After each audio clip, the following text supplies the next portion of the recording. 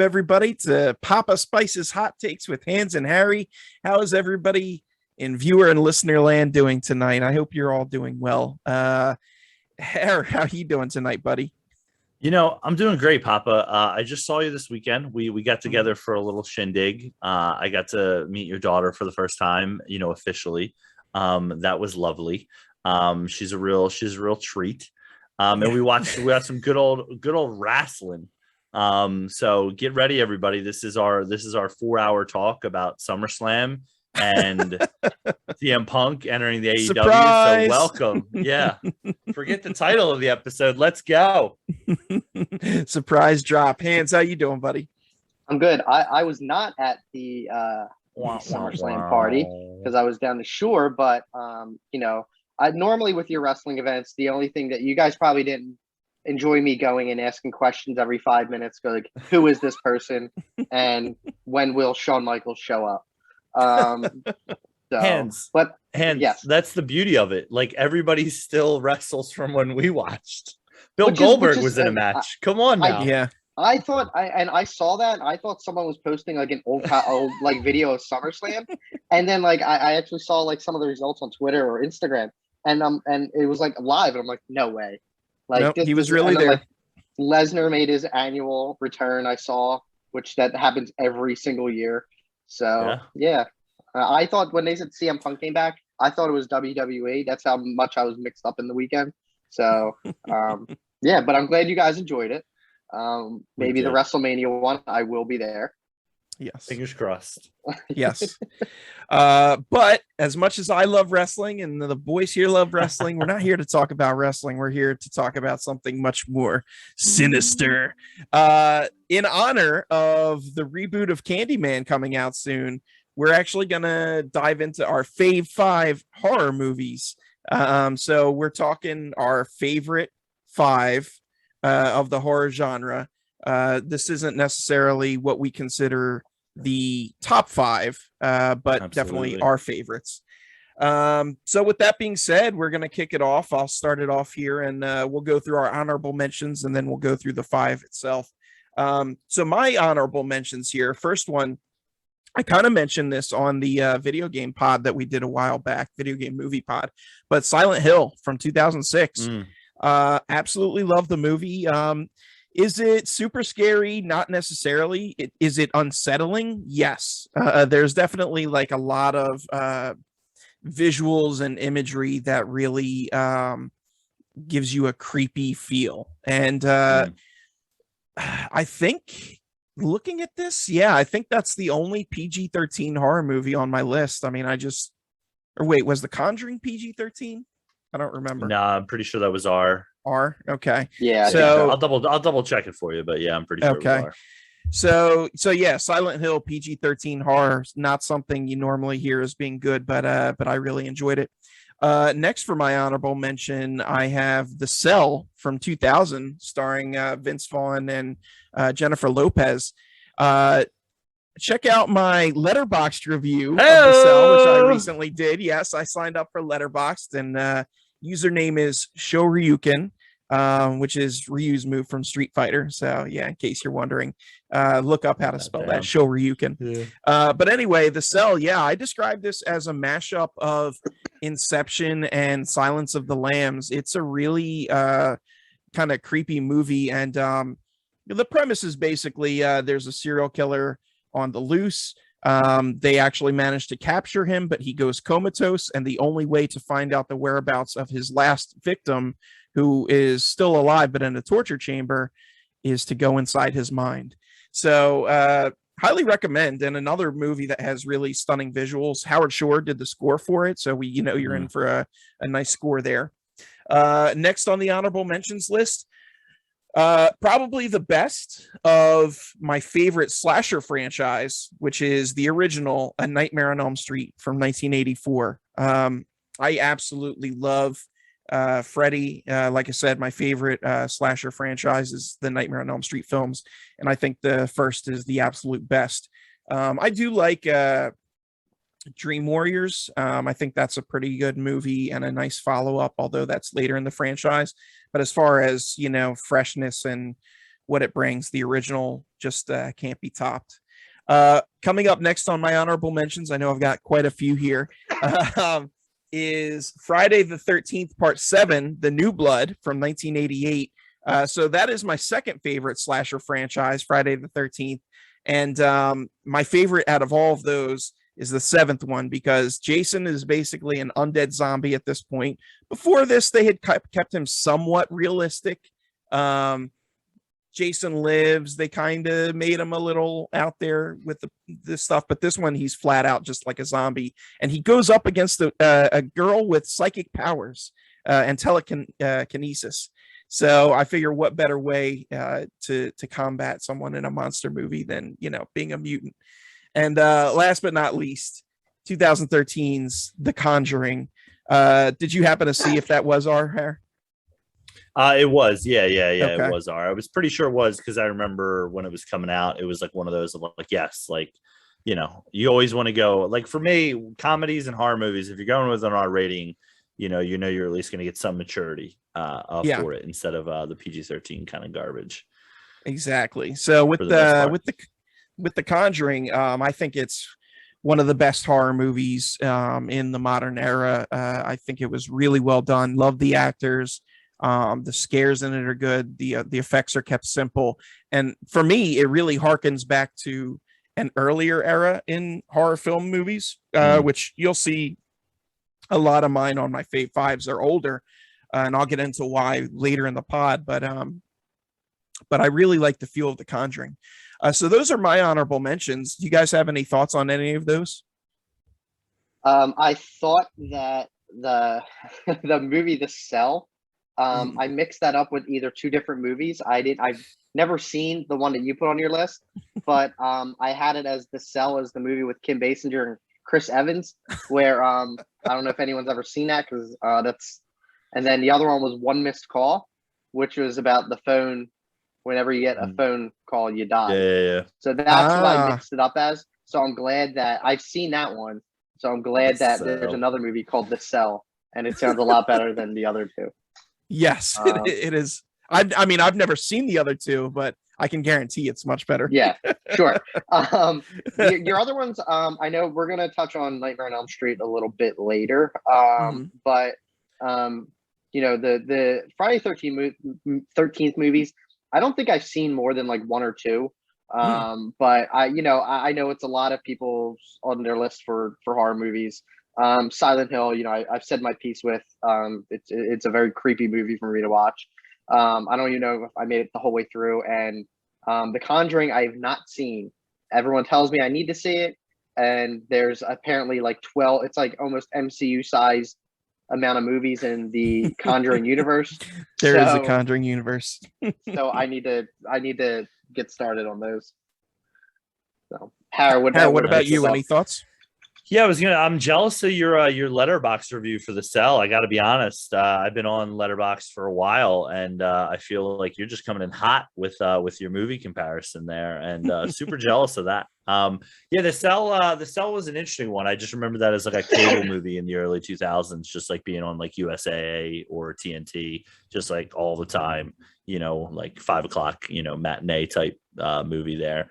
Friday the 13th. I mean, I'm not too familiar with it, and when I say that, like, I know the first Friday the 13th. I know the reveals.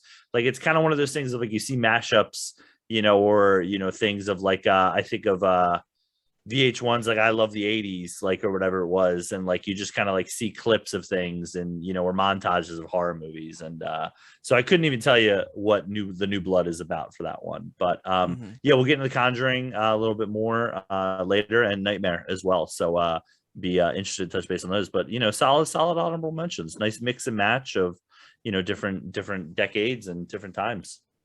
Cool, thank you. Hans, how about your honorable mentions? What do you got, buddy? All right, I'm going to start off with Cabin in the Woods, which we're going to talk about a little bit. What was that, 2014 that came out?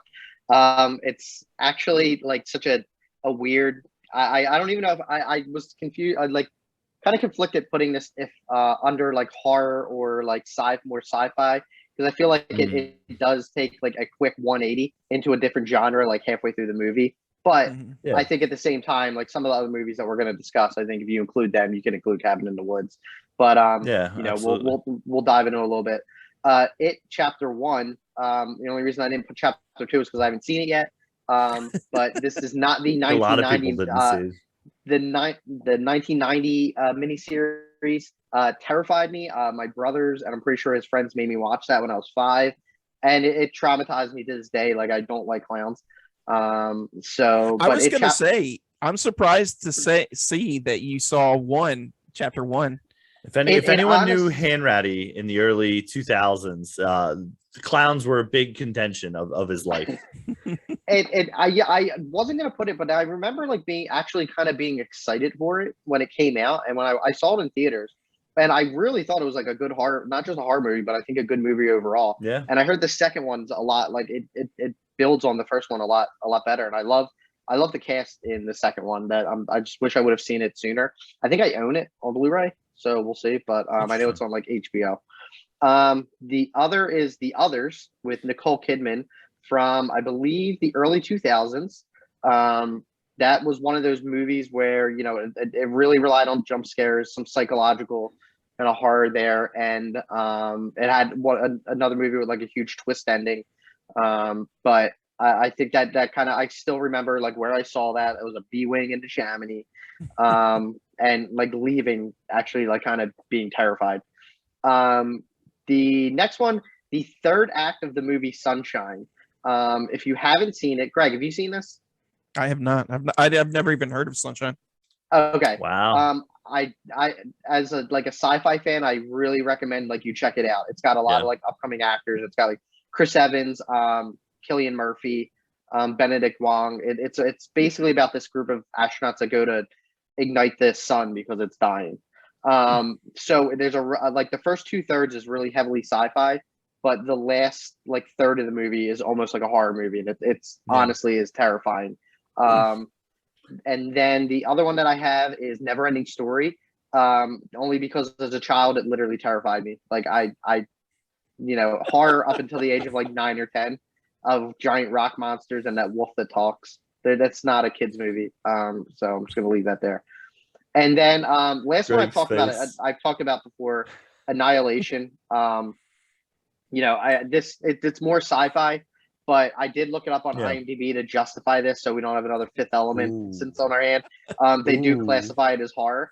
So there's a lot of that. This is a lot of like psychological horror too, which is those are the kind of things that in horror movies freak me out the most. If you haven't seen it, Natalie Portman and a whole bunch of other people are in it. It has some really, really horrifying just like moments in it. So that's my list. There's a lot of variety on here. So what do you guys got? There is a lot of variety. Harry, you want to start it off? Yeah. I mean, I think Chris, we did see Sunshine together, if I'm not mistaken. But yeah, that movie definitely took a turn. I think there might have been some alcohol involved before the movie, so I think that probably also colors the last third, but it's definitely a solid choice. Cabin in the Woods, I'll save for my take for later. It Chapter 1, I do, I'll just talk about it now. I have it on my honorable mentions as well. This one, kind of similar to Greg, kind of the Conjuring element of it, where it kind of made it feel like classic horror, top tier horror. I also mentioned, again, I'm just stealing it real quick, my honorable mention with It 1990. My dad, one time when my sister had a bunch of her friends over, was watching it, and in the living room, and they're all on the edge of their seat, and we had this my parents had this weird Mardi Gras like clown poster, and my dad just was outside and pushed it up against this window, and like so all of a sudden one girl noticed and they all freaked out. So that's amazing. Really, really class. I was upstairs, I came running down and was laughing. But yeah, Chapter 1, really good cast for that. Haven't seen Chapter 2, just like Chris. I think a lot of people are in that boat. They saw the first one, and the box office numbers tell the story with that one too. No one really decided to go see the second one. The Others, I heard, is amazing because of that twist ending, and I heard it's really good. Haven't seen it. Never ending story, sure, bud. Whatever you say. And I just wanted to throw that in there. When I hear horror movies, like I think about when I'm like 7 or 8. That's usually what comes to mind. I'll save that one for Greg because he had a nice face on for it. And Annihilation, I get the uneasiness that I think Greg talked about with Silent Hill. I could see that with Annihilation, but I would definitely lean a little bit more towards sci-fi. But it's got some definite horror elements in it when you kind of think about how the movie ends and what kind of is going on with it. So, Papa, what you feeling? Well, I can't really speak to Sunshine or Annihilation. I haven't seen them yet, although Annihilation I do really want to see. Never Ending Story. It's just ridiculous. Sorry, that's not a horror movie. You tell me that giant rock monster and that wolf. He was friendly. It was hard to me. Not the wolf. I mean, listen, I'm sorry that you were a scaredy cat kid, but I'm just calling it like I see it. Never Ending Story is a classic. Now the second one. Variety. I'm bringing some variety. One could be construed as horror because there is some genuinely terrifying stuff in there. But yeah, the first one, not so much. Cabin in the Woods, we'll talk more about that later. Chapter 1, I really enjoyed. You guys definitely have to get on seeing Chapter 2, if nothing else, but just to finish it. But I prefer Chapter 1, but I do think Chapter 2 was a good follow-up. It wasn't quite as good, but it's almost right there. So definitely check those out.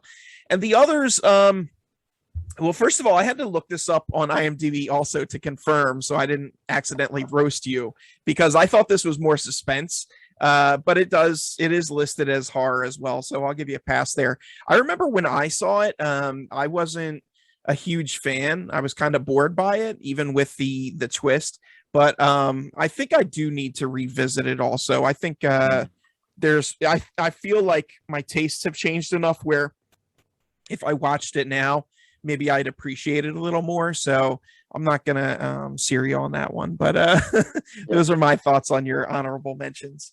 Hare, what do you got, buddy?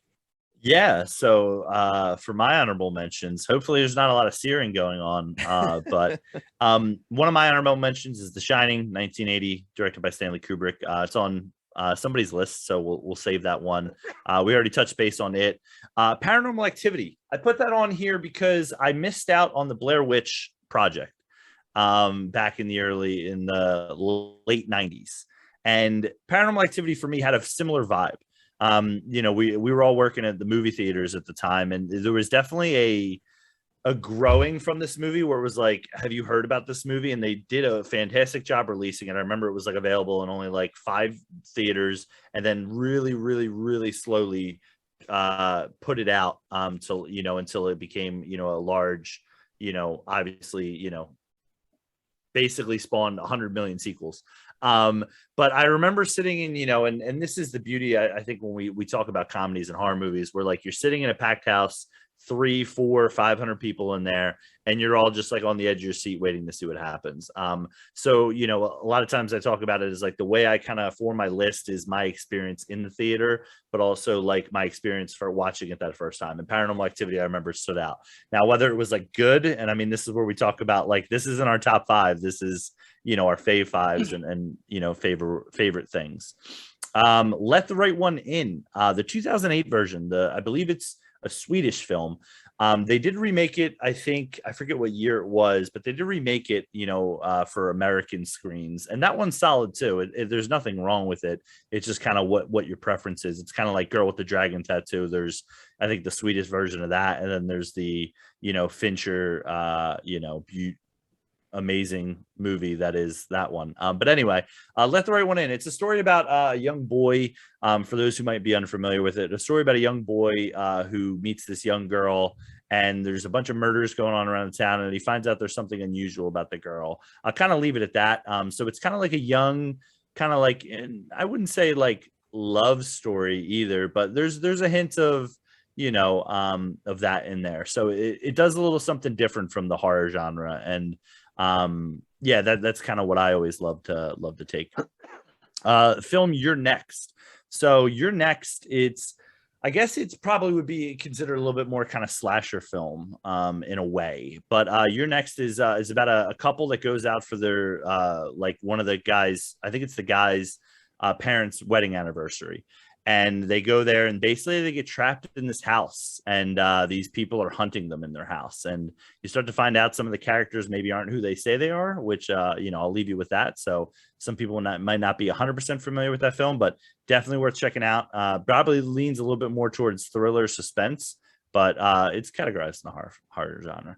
And then finally, my last honorable mention is Hush from 2016. So this is about a mute deaf girl, or I should say woman, who like retreats to her, cabin in, the woods pretty much, in the middle of nowhere. And she sees a shadowy, basically a figure outside, who's looking to break in. So real good suspense with that one, because obviously the girl is mute and she's deaf, and there's someone trying to break into her home. So they do a really good job with that.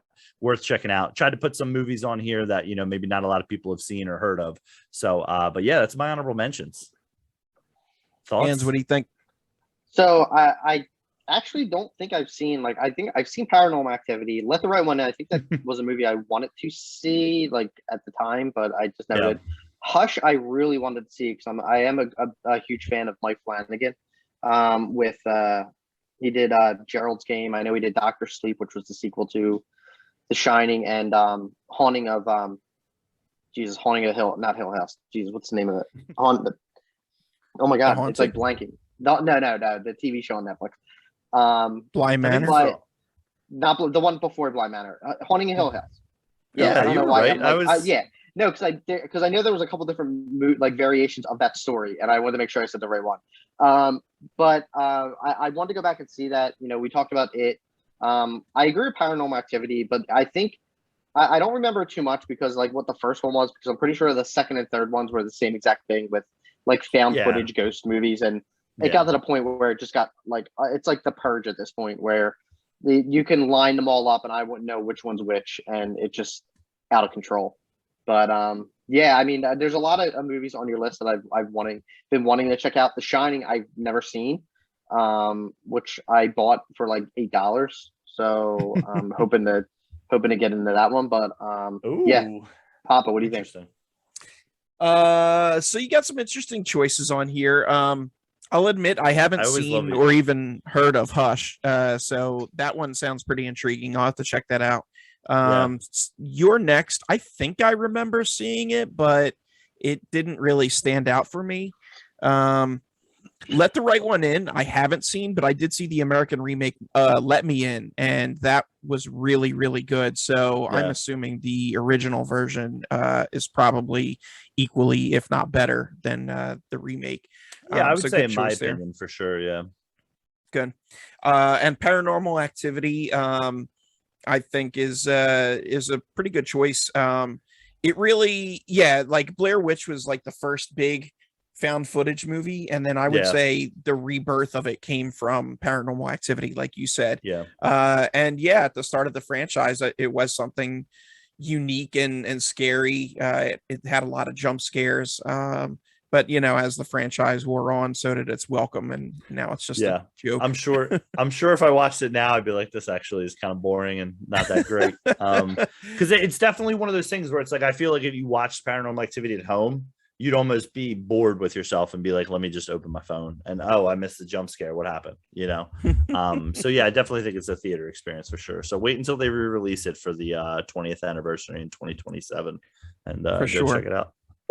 And The Shining, we'll get into that more later on. So but you got some good stuff here. Oh, thanks guys. Thanks. I mean, we all know I usually have the best list, so it's fine. It's of course we're not judging, but we all know that no one thinks my lists are, they all think it's great, so it's fine. We're judging. I saw your faces when I said Never Ending Story. There's a little bit of judgment. It wouldn't be hot takes without judgment. That's true. That's fair. All right, so let's jump into our Fave Five. So I'll kick it off here, and first one on my list is The Exorcist from 1973, directed by Billy Friedkin, aka or William Friedkin. People call him Billy. That's not a made up name that I used, a term of endearment. So this actually is probably the I guess the most critically acclaimed on my list of movies, but it actually won an Oscar. It won 2 Oscars, Best Sound and Best Writing Screenplay based on material from another medium. But it was also nominated multiple times, nominated for Best Film Editing, Best Art Decoration, Best Cinematography, Best Director, Best Actress in a Supporting Role for Linda Blair, Best Actor in a Supporting Role, Jason Miller, Best Actress in a Leading Role, Ellen Burstyn, and Best Picture. So it was definitely well recognized by the Academy, which isn't something that you see often for horror movies. Absolutely. I just absolutely love this movie. The first time I saw it, I'm trying to think. I don't even remember, to be honest, but I just know that every time I watch it, and I should preface this too by I have to be in a certain like setting to watch horror movies. I can't just watch a horror movie during the day. It's got to be at night. I got to have the lights off. And the later at night, the better. So every time I watch The Exorcist, it's, keep that setting in mind. And boy, I still get goosebumps and chills during certain scenes of that movie. But it's such a compelling story, very well acted, and just classic. I don't know. I mean, I love the movie. What about you guys? For The Exorcist, I haven't seen it. And I can tell you why one of the reasons I haven't seen it is because I'm the big chicken. And Greg, I'm the exact opposite of you. Like if I'm not going to watch a horror movie, it needs to be like maybe like 11, 12 a.m., like around noon, like bright sun. I remember when I was in like 8th grade, I had a Halloween party at my house. So we were all going to get like scary movies. And my one friend brought The Exorcist. And so instead of watching it, I went to another room to play video games for 2 hours until The Exorcist was over. So that's where I was the last time I had the opportunity to watch that. Now I understand I had since then, 26 years to go back and watch it. I've heard excellent, horrifying things about it. So I'm going to just take everyone's word for that. I may go back and watch it at some point. I think that from what people say, it's one of those movies that, the people feel like you're missing out if you haven't seen it. But it's not just a good horror movie, but like you said, it's got a bunch of acclaim outside of horror, in terms of an overall movie. So maybe I'll go back and watch it. So that's all I can really comment on it. Because I'm a big baby. Okay, fair enough. And power to you for owning that. Aaron, what do you got to say about The Exorcist? Yeah, so The Exorcist for me, I definitely watched it once, similar to you, Greg. I can't remember. I definitely was I was probably in my early teens, and that's a real definitive time for stuff, I think, with comedies and horrors for sure, and defining your tastes. And for me, I was scared. If we're talking top 5, this would 100% be on my top 5 list because I can't revisit. It is absolutely terrifying. I mean, you read off all the nominations and, things with the Academy. I think this movie definitely made horror recognizable of you can do this and actually do it well, and it can get recognition. And I think that kind of put that on the map. It didn't really obviously take, with obviously a lot of the 80s slasher films, doing it a different way. But yeah, this movie absolutely terrifies me. I have no desire to revisit it. Unless it's we're getting together to watch The Exorcist. I'm not going to be like Greg one night being like, hey, flip it around. Let me toss on The Exorcist. But it is, some of the scenes in it, obviously the language in it, it just, it really, like you were saying about goosebumps earlier, it really gets under your skin and it makes me feel uneasy. So yeah, if we were definitely talking best, horror films, this would definitely be on my list. Yeah, I almost put it on my honorable mentions, but I knew we were going to talk about it. So I was like, no need. But yeah, what an amazing film to watch and be like, and there's definitely been things that have trickled out, obviously, it was made forever ago, in the late 70s with kind of, I don't want to say tales, but like tales of like what went down, there, and how people like felt afterwards and feeling uneasy, and things of that nature. So yeah, definitely a great choice for a Fave Five. Thanks. Yeah, I mean, this movie, I don't know if it was the first exorcism movie, but I think it was. And it definitely like kicked off that subgenre of horror. So just to show like the kind of impact that it had. I mean, you hear the phrase often imitated, never duplicated. That's The Exorcist. So, and I can't wait till we get to Hands Never Have I Ever Seen, because I have a good pick. You understand that? It's funny that you said that, because I thought about that about 3 seconds, like maybe like a minute before you said that. I'm like, oh no, like what did I do? I should have just said I saw it instead. I was afraid of it. Just Hands kidding, will buddy. have Just kidding. When we record that one, Hands will have a blanket over him in the fetal position. Hey guys, welcome to Hot Takes. We'll get just you across too. Have a long beard, because I won't like sleep for like 2 weeks and just like look disheveled. You definitely won't, dude. That movie is absolutely terrifying. All right, Hands. Well, let's hear what your first pick is. My first pick's gonna be Saw from 2004. Da-na-na. So I didn't actually see this when it was in theaters. I think at the time, like I was working for a theater, so I was, I think, interested in the premise, but I believe I was away at school at the time, so I was like kind of on that break. And a friend in college recommended it to me. He's like, dude, you never seen this? Blah, blah. I'm like, I don't do horror too well. Like I'll check it out. And I think like theme of this episode. Yeah, yeah.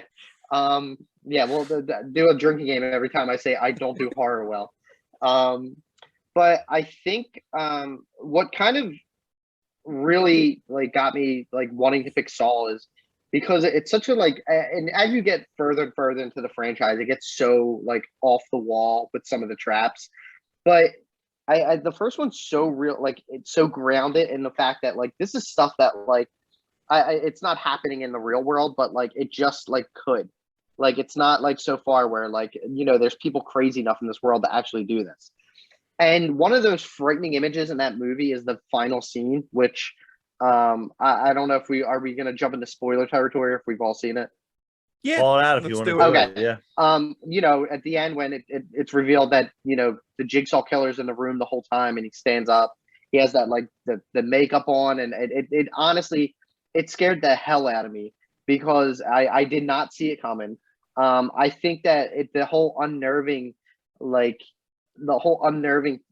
setting is like when they're in this like dirty bathroom, and it makes you think like if you were in that position, like honestly, like what would you do when he's cutting off his leg? Like, is this something that like you would like kind of have to do if that was your only means to escape? But I think as the trilogy goes on, like I do enjoy the trilogy as a whole. I think the second one is a better movie, but I think in terms of like horror and just unsettling, like feeling that unsettling feeling would be the first one for me. But I mean, I watch it. I've probably seen that one more out of the whole like series. I haven't seen Spiral yet. I don't know if I actually will see it, but we'll see. But it really, that was another, like, I think in the early 2000s, there were a lot of movies. And, as I said with the others, I think there was, and The Sixth Sense kind of kicked off too, is where like a lot of these movies had to have these like shock endings. Yeah. And Saw kind of, I think, started to lead the way with The Sixth Sense and a few other films where, a lot of people that I know, when I asked them, like, did you see the ending of Saw coming? They're like, no. It really like kind of has that shock value to it. So, what do you guys think, Papa? So Saw, very innovative movie. It was unique, and I really enjoyed it. As the franchise went on, which we could really say about any of these, it kind of declined. I think you're right. The second one was probably the better movie. Third one is when I checked out, and then after that I just didn't see any more. But yeah, the first one really good. Good cast also. I don't know. I don't have a ton to say about it just because I love it. I can still picture the poster in my mind. It's got the head with the jaw piece on it, and it's in kind of like bronze with a black background. the ending was, like you said, a bit of a surprise, and it was cool. So yeah, I mean, I think that's a really good pick. Also, the puppet is terrifying too. When he just rolls in on his Billy. his Billy the puppet, he just rolls in on his tricycle, which is like that's another thing where I feel like that whole the whole do you want to play a game? Like I feel like that was like one of those like memorable, like if you had like 100 most quoted movie lines, that has to be on there somewhere. For sure. Yeah. Harry, what do you think? Yeah, I mean, the impact of Saul, I think, is, I mean, still seen today as far as like, when you play, like, would you rather do this awful thing or would you rather, do this awful thing, or like, how are you going to escape this, trap for it? But shout out really quick to our boy Sean. Sean is a trooper. I think he's seen literally every Saw movie, and I'm including the newest one, Spiral. I think his hope is like it'll make a comeback, and maybe one day. But yeah, so you guys were talking a little bit about it with the movie in 1999 that you mentioned, the M. Night Shyamalan one. Which one? Sixth Sense. Sixth Sense. So like that movie and Saw were spoiled for me before I saw them. So it becomes the game of like, once that happened, I never really saw Saw other than like, once it became a cable movie and like, you flip in and it's like, oh, okay, this is a pretty intense scene. Never really followed the franchise after that, to be honest. That kind of took me out of it in a way. I think what year was this again, Chris? You said it was like 2006, 2004. So like I was like prime age for it, but yeah, I think it was like you missed it the first weekend and then everybody's talking about it. And it's like one of those things of like, oh, okay, so that's what happens. Cool. I guess I really don't need to see the movie now. So it's an intriguing series to me. And, for Sean's sake and for, some other sake, I think it's really cool when things kind of make the full 180. We talked about Fast and Furious before, where it's like the first movie was great, the other next two weren't, the next three weren't, and then Fast Five kind of brings it all together. So I hope maybe something spawns from that. But yeah, I mean, a fun series, interesting, but like not much here for me as far as is it good? Because I didn't really never really checked in on it, other than I think honestly the first Saw movie I saw was like Saw 5 or 4. I can't remember, but it was one of them where it was like I was jumping in and you just kind of feel like lost and what am I doing here? I'm pretty sure 4, 5, 6, and 7 are all the same movie. Yeah, you could put them in a third one's in 3D. Come out with the same one. Yeah, Greg, right. Like I think the third one is when I actually do really enjoy the third one, but after like I think I've seen up to 7, but I've checked out like after 4. I was like I watched them. I think I was like at this point I've seen them all. Like let me just see how this ends. And then after 7, they make 2 more movies. So which I haven't seen. So well, and it's like you said too, like the first one is like gritty and like it's believable, that it could happen. It's slightly realistic, but like as the movies progress, you get more and more insane traps, and it's like, okay, like come on. Eventually, it's like like the first one had like the reverse bear trap, and I think the 6th one had like a factory, which was basically like full of like gadgets. I think I was going to say, and I forgot to make this point, I think one of the problems with Saw was its own success. Like the first one has that grittiness, like that, low budget. The second one takes, probably a little bit of a higher budget, does some cool things with it. And then at that point, they probably have not unlimited money. They're still making it on a budget, but, to just try and do, you got to top it. So, right. And nothing kind of beats the reveal in the first one. So, that was pretty cool moment, even though I didn't see it. So shout out to the guy who ruined it for me. All right, well, good pick there, Hans. Harry, what do you have for us? Yeah, so we're going kind of around the same time of Hans's movie. We're jumping to 2005 and we're talking Hostel. So is Hostel 2 a more gross, disgusting, terrifying movie? Probably.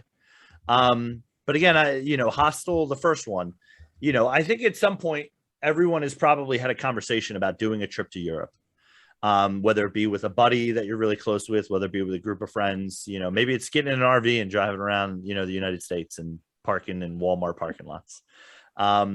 But anyway, so everybody's had that idea of going to Europe, semester abroad, all that good stuff.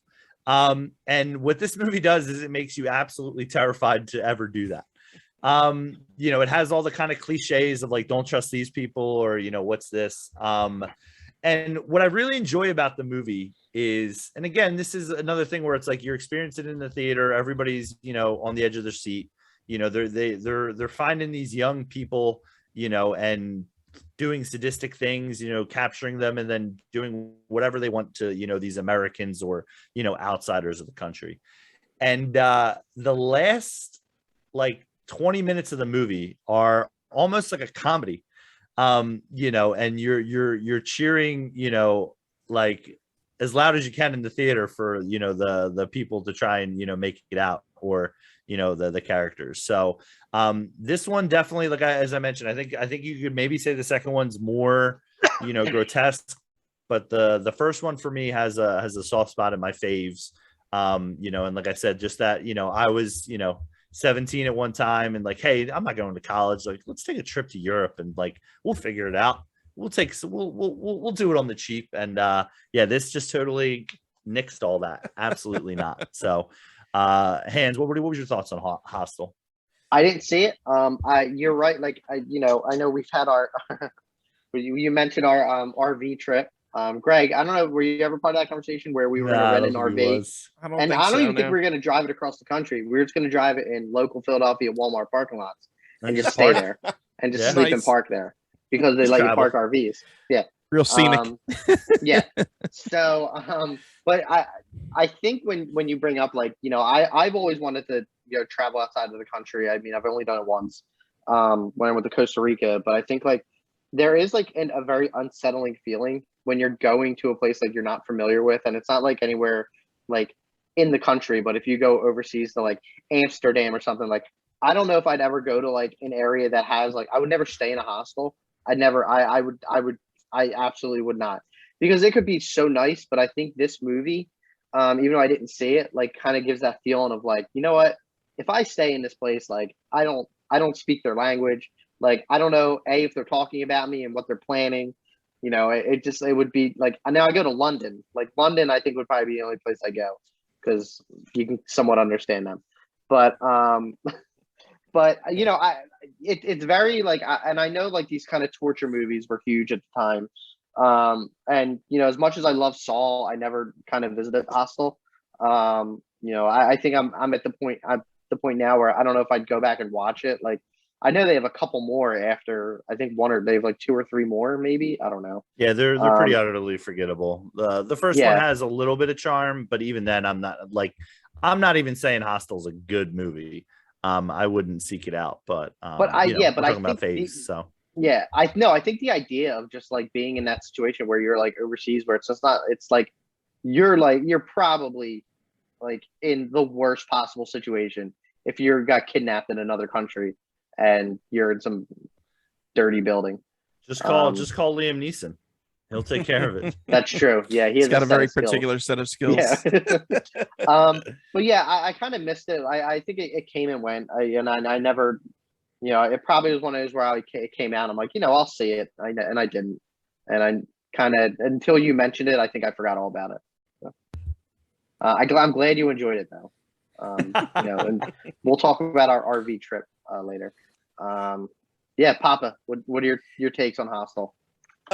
So initially when I saw it in theaters, as you said, Harry, this came out in 2005, Saw was in 2004, and I was like, this is just like a more extreme version of Saw. Oh yeah. It's not as good of a movie, but it cranks up the gore, so it's whatever. I actually rewatched it about a year or 2 ago, and I did enjoy it more, and I give it more merit than I initially did. Is it a great movie? Yeah, like you said, it's okay. If you're a horror fan, yes, you should seek it out. If you're not, or you're not big on horror movies like you, Chris, I wouldn't go out of my way to see it. But yeah, it's a decent enough pick, and it really it set off that, like, torture subgenre of horror. So, in sure. terms of being an innovator in that regard, it should be If you're into included. it. Yeah, well, I mean, it's it is a subgenre, and this is entertainment. So who's to say what art is? But yeah, I mean, I like it. I think it's a worthy inclusion, I guess. Awesome. All Papa, right. I think you're up next. Yeah, so moving on, and guess what? I'm staying in the same franchise, baby. We're going back. I'm going with The Exorcist 3 Legion. Now, The Exorcist 2 was an utterly dreadful movie. There's a lot wrong with it, and there's a reason that nobody ever talks about it. The Exorcist 3 The Exorcist 2 follows Regan, Linda Blair's story. The Exorcist 3 follows Jason Miller's character story, and also Lieutenant Kinderman's story. So it's a sequel, but it doesn't continue that path of following Regan, and it doesn't acknowledge anything that happens in part 2. So this movie came out in 1990. It was directed by William Peter Blatty, who was actually the author of The Exorcist. He got to direct the third movie. There's a lot of contentious feelings about the movie. Apparently, like, the studios were giving him a hard time, and he feels he didn't get to make the movie he wanted. But honestly, like, this movie is so well done in terms of, like, horror. Yes, there's not an exorcism really in the movie. They actually had to include one in the end, because initially it didn't have one, and even the one at the end is kind of like it's neither here nor there. But it's got a lot of good scares and just an utterly uneasy feeling, kind of that feeling that you have as you're watching The Silence of the Lambs. That's in here, but with a supernatural element added onto it. It's really about them trying to track down this serial killer who has been dead for 20 years, but all of a sudden is back out there on the streets killing. And what is the mystery behind that? So highly recommend it. This movie pops up on cable all the time. It doesn't ever get the love that it deserves, but it absolutely should. It is an excellent addition to the Exorcist franchise. And just the fact that I have 2 movies from the same franchise in here should tell you my love for that franchise. But highly recommend seeing The Exorcist 3. It's not as gross either as, like, the third one, or I'm sorry, as the original. But the third one does have some very creepy kills. I'll say that. So I don't know. What do you guys think? Hans, I know you didn't see the original Exorcist. Have you seen part 3? I did not see 2 or 3. So I'm gonna take your word for it. But I have a feeling that once I watch The Exorcist, maybe I'll kind of tackle that. Now, is this the last one? Are there more than? So they made 2 more. Well, actually, they made 1 more, which was a prequel, and then they actually, when they made that movie, there was a whole other movie that was being made, and then they stopped production on it, and they made a new version of that movie. So they released the new version in theaters, and then eventually they re-released the original version. It was kind of like the original Snyder Cut, basically. They had Gotcha. So both of those are a prequel to the original Exorcist. But other than those 5 movies, no, there's no more in the franchise. Okay. I have not seen 3, so I can't comment. I haven't seen Okay. 2 either. Maybe what I'll do is I'll watch 1, then just skip 2 and go right to 3, unless there's any kind of story elements that I need at that. But yeah, I can't comment on it. So, Har, have you seen 3? This is one that when we were looking at our list, this was one that I've missed as well. So, I mean, Greg's definitely got me intrigued with it. I'm always intrigued when they kind of use things from the first movie to kind of, pull it together. Or, hey, this is, a different storyline. Sounded like it didn't work in the second one. So But yeah, Greg, I don't know if you want to say anything else about Exorcist 3, but yeah, I've not seen this one, sadly. I like the subtitle. I like the subtitle Legion. It just sounds cool. Yeah, That's and it. there's a reason that it's called that, obviously. The only thing I'll add is Lieutenant Kinderman, they actually recast him from the original, but I think for the better. The original actor passed away, and they got George C. Scott to play him in Exorcist 3. So George C. Scott, a tremendous actor. And they also have Brad Dourif in this movie, who I absolutely love. You might know him as the voice of Chucky. He played Grima Wormtongue from Lord of the Rings. I mean, he's been in a bunch of stuff, but he plays, and One Flew Over the Cuckoo's Nest, of course. But he plays a very, very interesting character that you're not sure what exactly is going on with him. So yeah, I mean, great stuff in this movie. Highly recommend it, boys. Can I just make a comment real quick? Brad Dourif is not Brad Renfro, right? No. Okay, good. Right. Because that's who I thought of. That's who I thought of, and I'm like, I don't think that guy's a good actor. But like, I think I've seen him in like, I got confused again. I'm like, this is like the whole self thing again. I'm like, wait, Brad Dourif. I'm like, it's not that great. And I'm like, oh, that's Brad Renfro. Hot take sponsored by Prevagen for Hans's memory loss. We got him talking about stuff he hates and horror, and here we are. He can't even focus. It's like Bill Paxton and Bill Pullman. I don't know which one I'm watching and who's in what. So. Oh God. All right. Well, what do you got next for us, Hans? I'm gonna go with It Follows. 2000, what was it, 14, I believe it came out. No, this is a very, very horrifying movie. Now, have either of you guys seen it? I don't think, Harry, you haven't seen it. No, I've not seen this one. This is my one regret. Okay, I have. So quick, I mean, basically the movie is about this demon that follows people no matter where they are around the world. The only way to pass it on to someone and get rid of it is to sleep with someone. And then once it basically transfers, then the ghost follows that person. So, or ghost or deep, whatever it is. It's kind of an allegory for an STD. Yeah, it's not the curable one. But so, the setting is the girl has a one night stand with this guy, and he was kind of the victim of it. And he tells her, this is what's going to happen. This is in the first 10 minutes. I'm not spoiling anything. So, but it's just the idea of that is just like, the girl, starts to go crazy because it can take any form for like, it could be like, I think in the trailer show, it's like an old lady at some point, but it's just like, it walks so slow. It doesn't walk at like a running pace or whatever. So like you can go to China and probably stay there for, I don't know, a couple months. And then like, you're going to see in a crowd, like this slow walking person towards you.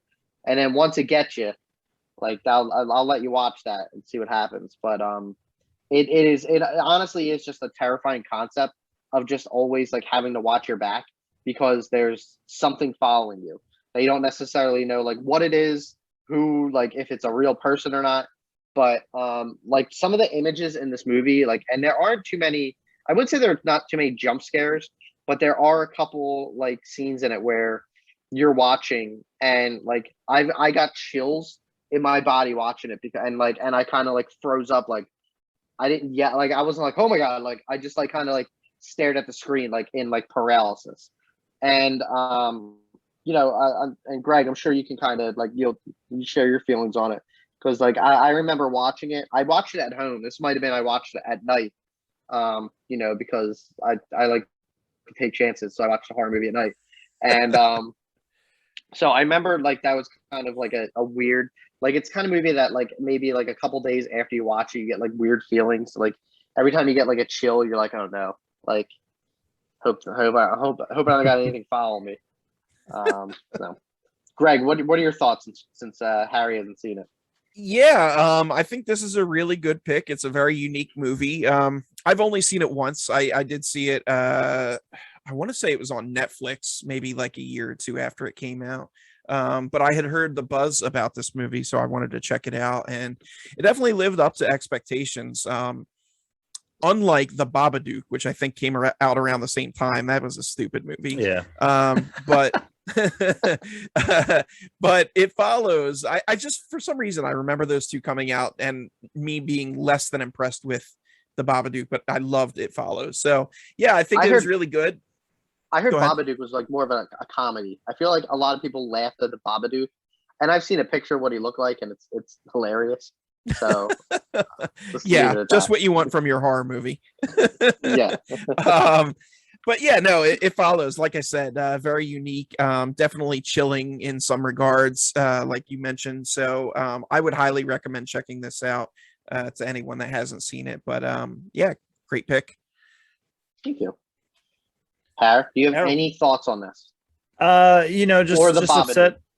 Babadook. I mean, I, if I'm not mistaken, I think I don't know what culture the Babadook is from, but maybe that might be some of the disconnect that we experience there, because I think it's like a kid's book. It's a European, I believe. Yeah, so I think there's something missing there for that. I didn't hate the Babadook as much as Greg did, but I definitely was like, that was fun.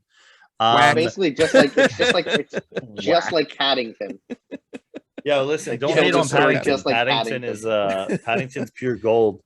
So I was gonna just say real quick about It Follows. That was another movie where, like, I remember, again, there was a build for it. Like, it came out, very small release, and then kind of built from there. And I just missed the wave on it. Really disappointed that I did. So yeah. All right. I'm sure it's streaming somewhere. Check it out, dude. Yeah, listen. Yeah. There's only so much time in the day. Letterboxd. All right, Howard, what's your next pick? My next pick is 2011's we touched base on, I think, a little bit earlier, Cabin in the Woods, or The Cabin in the Woods, if you want to get correct with the names. So for those who might not have seen this one, because it definitely could have missed some radars, a bunch of friends go, I don't know if it's like right before college or during a college semester, right before it starts up, or like if it's like a fall break or something, but they basically go to this remote cabin where they get more than they bargained for, as the tagline would say. So this stars Thor, Chris Hemsworth. I couldn't remember when I was doing some research on it, because I didn't find it exactly, but I can't remember. Like, it was the same year as Thor when it came out in 2011. But I couldn't remember. I'm pretty sure like they probably came out around each other, because I'm pretty sure Thor was like the beginning of October, and I think this movie was in October as well, I would imagine, since it's a horror movie. But I think Cabin was released after Thor, but it was made before Thor. If that makes sense. That is definitely correct. You can tell by Chris Hemsworth, because you can tell he plays, I think, like an athlete, or like a prototypical college athlete, but he's definitely not Thor sized, but he's definitely in good shape. But I mean, the Hemsworths are pretty much cut from granite, I think. So I think they're good there. Jesse Williams is also in it. So what I love about this movie so much is that it has a twist. And Chris has talked a lot about, movies with a twist that add to it. And this definitely takes, the horror genre and really spins it on its head. And Richard Jenkins and Bradley Whitford play a huge role in that later on in the movie.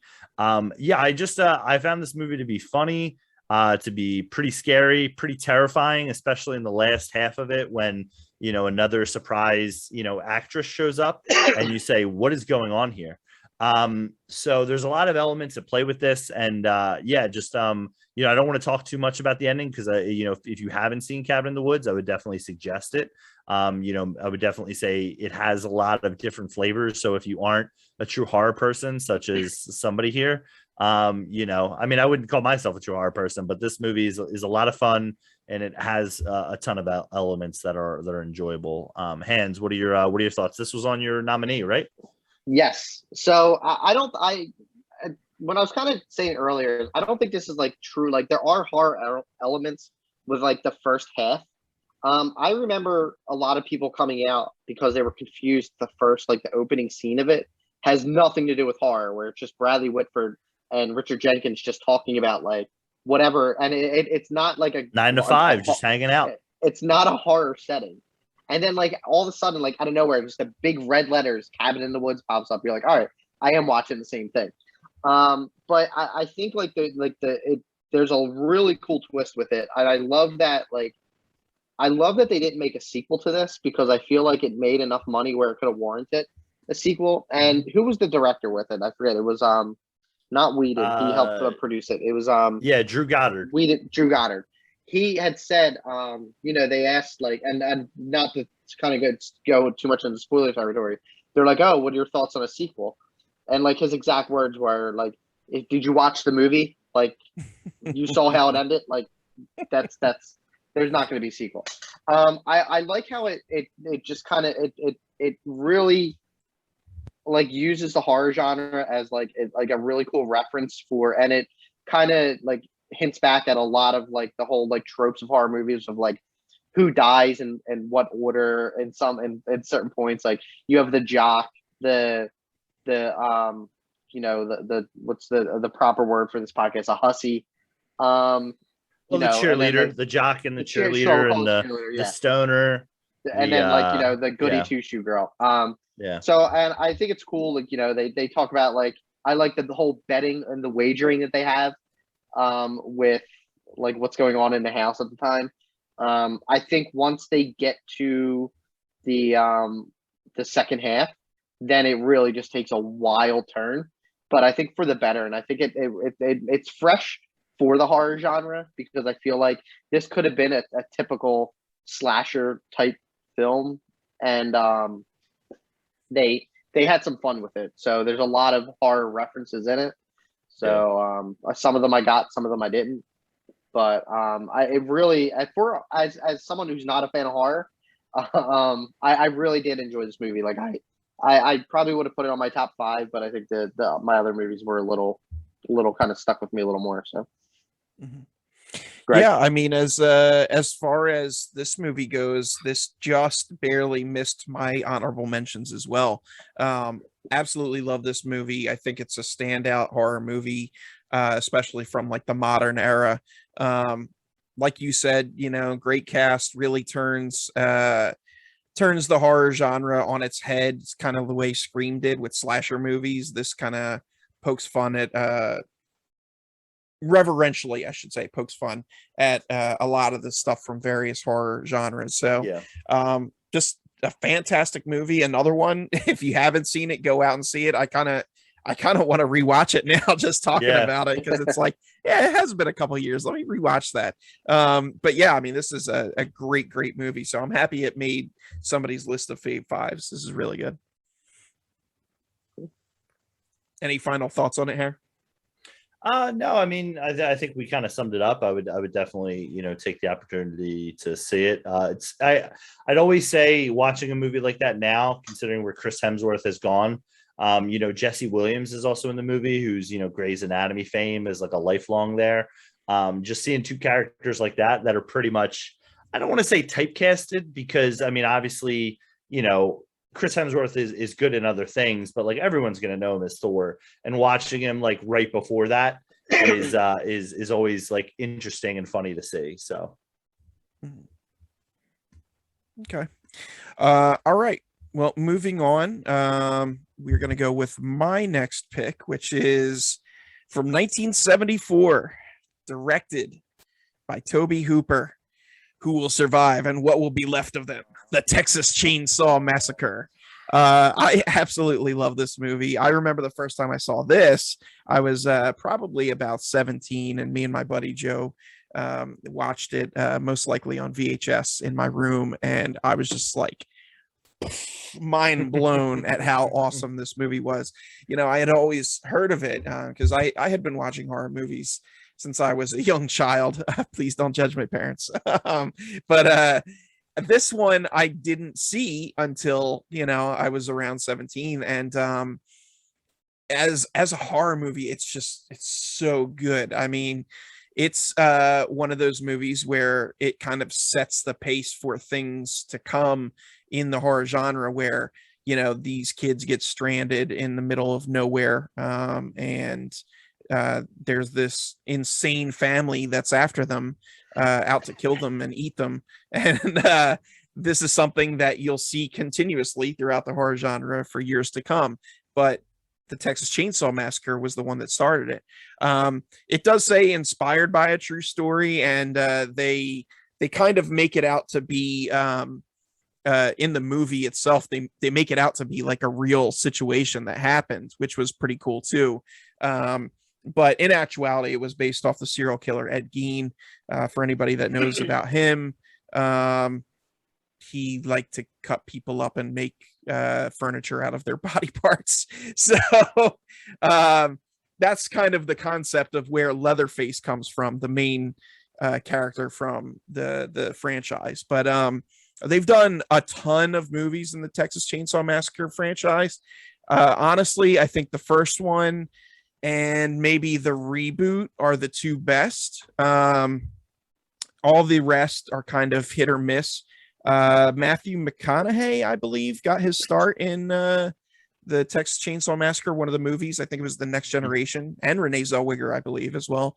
So, yeah, I mean, you've got a lineage there, but this movie is just absolutely fantastic. Very, very scary, gory, sickening, but it's a fun watch.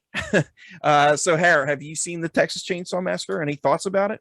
So I've seen it, and I would say it's disturbing. We talked about The Exorcist, and I think The Exorcist, just because it's 1 year after The Exorcist came out, I think The Exorcist has a level to it where it's iconic, and I think it's well done. Where I think the Texas Chainsaw Massacre is just ugly and gross and disgusting. I love the way that you describe that. it is chilling as well, because you are thinking again, it kind of takes that, I'm sure it inspired things like Hostel, where it's hey, you're in, out west, and my dad would always talk to me about, when he was younger and just going out west. And it's you're kind of there's not really a lot of, things that, can prepare you. I mean, in Texas, anything goes. So you kind of think about that, and you're oh, if I find myself on a road where, there's no exits for X amount of miles and no gas stations, where am I really? No houses, and there's just kind of this, so yeah, it's definitely a haunting movie. It's one that I haven't revisited, other than I would say the massive amount of remakes over, the many years of the 2000s. And listen, they're not good, but I think what they do capture is that element of being disturbing, or being, haunting in a way, obviously, yeah, it's a challenging, I would say it's a challenging watch, probably a little bit now, just because of, I'm trying to remember. I don't think it moves very quickly, as far as just, the pace of it. So I think it would be a challenging watch nowadays for anyone who might be new to it, and that might be a turnoff. But it's definitely, again, if you're a horror fan and it's a classic missing on your list, definitely try to add it on there for sure. Hans, what about you? I haven't seen the 74 version. I've seen the one with Jessica Biel, which was it, 2003. I've seen that one. I've seen the one with Alexandra Daddario that came out in 2013, maybe. So those are the only two that I've seen. Now, I mean, without the original, then we wouldn't have gotten the 2003 version with Jessica Biel. I think the story is terrifying. This is another one where it's just you're driving down a road, and now all of a sudden you got a crazy family after you trying to cut you up with a chainsaw. So I mean, just I like the Jessica Biel version. As from someone who hasn't seen the original, I mean, this that is my only kind of acknowledgement of this franchise existing. I've heard that the 74, and just going by what you said, is horrifying. It's probably, I feel like the 74, and maybe you can kind of speak on it. The 74 version is probably a little more of a horror movie, when the newer one's probably just more like a hacker kind of slash type, I guess. I don't know. A little bit. I would say the main difference is the original version is slightly grittier, and that's just because of the time that it was filmed. So it looks dirty and gritty. Yeah. Which is why I think I would prefer, because I feel like if I didn't know that the Texas Chainsaw Massacre, the one with Jessica Biel, was based on a previous story, I probably would have just been oh, another hacker, hack and slash kind of movie. But I liked older films, and how they're, you said, how they're filmed, these type of with the grit to it. So I with you guys talking it up, I'll probably go back and check it out. But I haven't seen the 74 one. So Side note, if you guys really want to get your mind blown, watch the Texas Chainsaw Massacre 2, where Dennis Hopper is a guy who had a family member who was, I believe, killed by Leatherface. So he goes to challenge Leatherface in a chainsaw duel. yes, Oh, that's now like my interest in this just like peaked so much because I want to see Just throwing Dennis Hopper with chainsaws. Dennis Hopper fight someone with a chainsaw. This is like I think that maybe like what I kind of am reminded, like this reminds me of, and I know it's probably like influenced by Texas Chainsaw. Is I meant to put on my honorable mentions is House of a Thousand Corpses.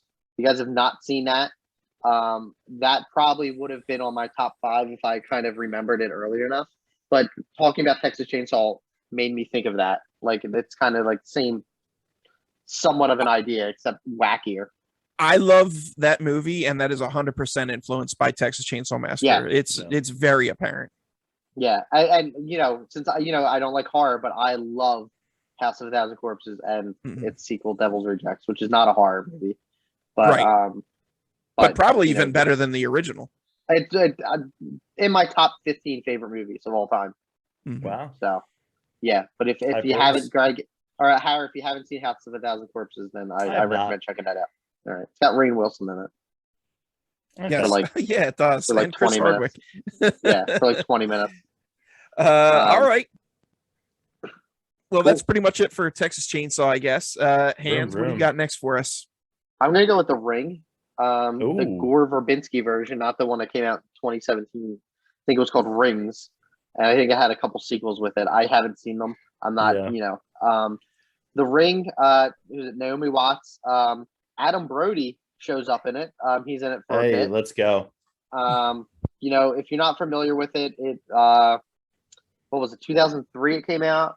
Basically, you watch a movie or watch a VHS tape with a bunch of images in it, and then a week later you die.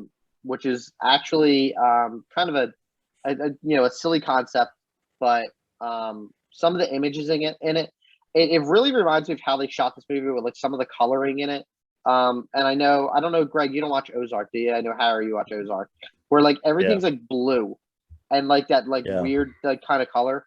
They film it like this movie has like a blue tint in the whole thing, and it's very like and it matches the kind of setting of this. She's Naomi Watts is like a journalist who's trying to investigate like a death of, I don't know if it's her hometown, I think it was, but she basically comes across the tape, watches it, and now she has to figure out like what's going to happen in 7 days. She gets like creepy calls on the phone. It'll say like 6 days, just to let her know if she has a problem counting, that her time's coming. Has an absolutely horrifying scene of when Samara pops out of the TV towards the end, which after I watched that, I actually didn't go near my TV for a little bit because afraid of girls popping out. I was 18 at the time. I was considered an adult, and I watched this. I watched this in a movie theater with my ex-girlfriend, and I did not watch TV for maybe 2-3 days because it terrified me. I don't even think I watched VHSs, to be honest. At that point, DVDs were coming out, so I didn't see it. But this is like a type of, like, I think there's maybe 1 or 2 jump scares in it, but this really relies on like creepy visuals because whenever like Samara's on screen, she has the long black hair covering her face, and you really don't know like who she is. Like she's trying to, the Naomi Watts is trying to like kind of investigate her death as well. And it's just a very, the visuals in it, like it's a very creepy movie. I have watched it like maybe a couple times over the years. I haven't seen the sequels or the remake of in 2017. I heard it's good. All right, thank you then. I heard it's somewhat whatever. It's not going to beat the 2003 version, but I still remember watching this and like kind of it scared the hell out of me for a while. To the point where I wouldn't watch VHSs or TV. What do you guys think? What did you guys watch this and have irrational fears afterwards? So I didn't have any irrational fears, but I enjoyed it at the time. I think this was another movie that kicked off the subgenre, which was J horror remakes, Japanese horror remakes. Yeah. Because this was based on Ringu. I didn't see the sequels or the remake either. This movie for me was a little forgettable. I think I actually preferred The Grudge, which was another J horror. But it was good. It was just I only saw it once, which was when it was in theaters. So it's been like 19 years now. Yeah, I mean it's a decent choice, I guess. I don't have a ton to say about it. Harry, what about you? Yeah, this is one again missing in the catalog for me. I was 14 when this movie came out. I'm gonna blame 14-year-old high school Harry for not asking, a girl out to go see this film in a movie theater, because this is it was PG-13. I mean, this would have been prime time Friday night, packed house alley for that. Love the concept of it. I do remember, again, I mean, we're really dating ourselves with 2002 and VHS tapes.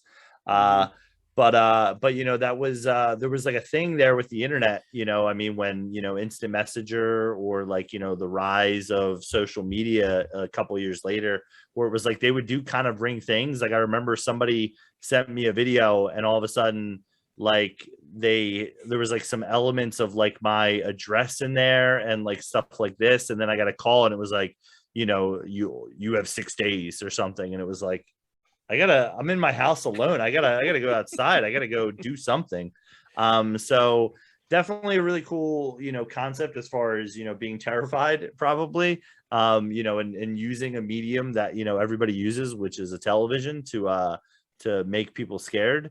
But yeah, totally a miss on this one for me. I think I tried to watch it once or twice, but it was always probably in a group setting when like, you could just tune it out and probably talk to somebody where it was like, you didn't really pay attention to it. So were you too scared? Yeah, I wouldn't say I was too scared. I would just say like it's just something where it's like sometimes with horror movies like this, like they're not like my go-to. Like I'm not going to sit there scrolling through Netflix and be like, I'm watching The Ring tonight.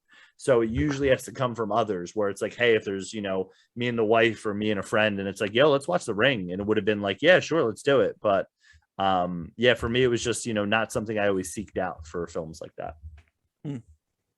Okay. Harry, what do you got? Yeah, so next for me, we talked a little bit about it earlier, but it's The Conjuring from 2013.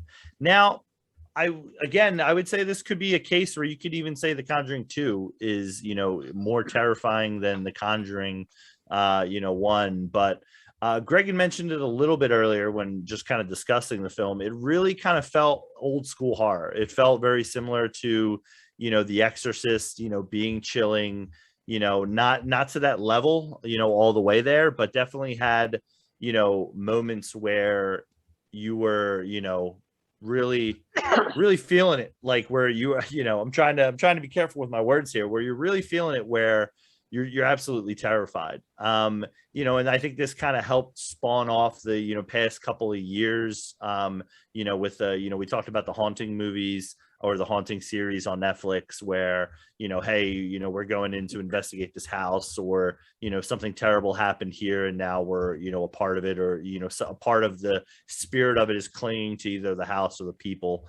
But yeah, great chemistry. I would also say, just because they've been in multiple movies with Patrick Wilson and Vera Farmiga, just they work really excellent together with it. And it's something, which I think a lot of horror movies have trouble doing, is gaining credibility early on.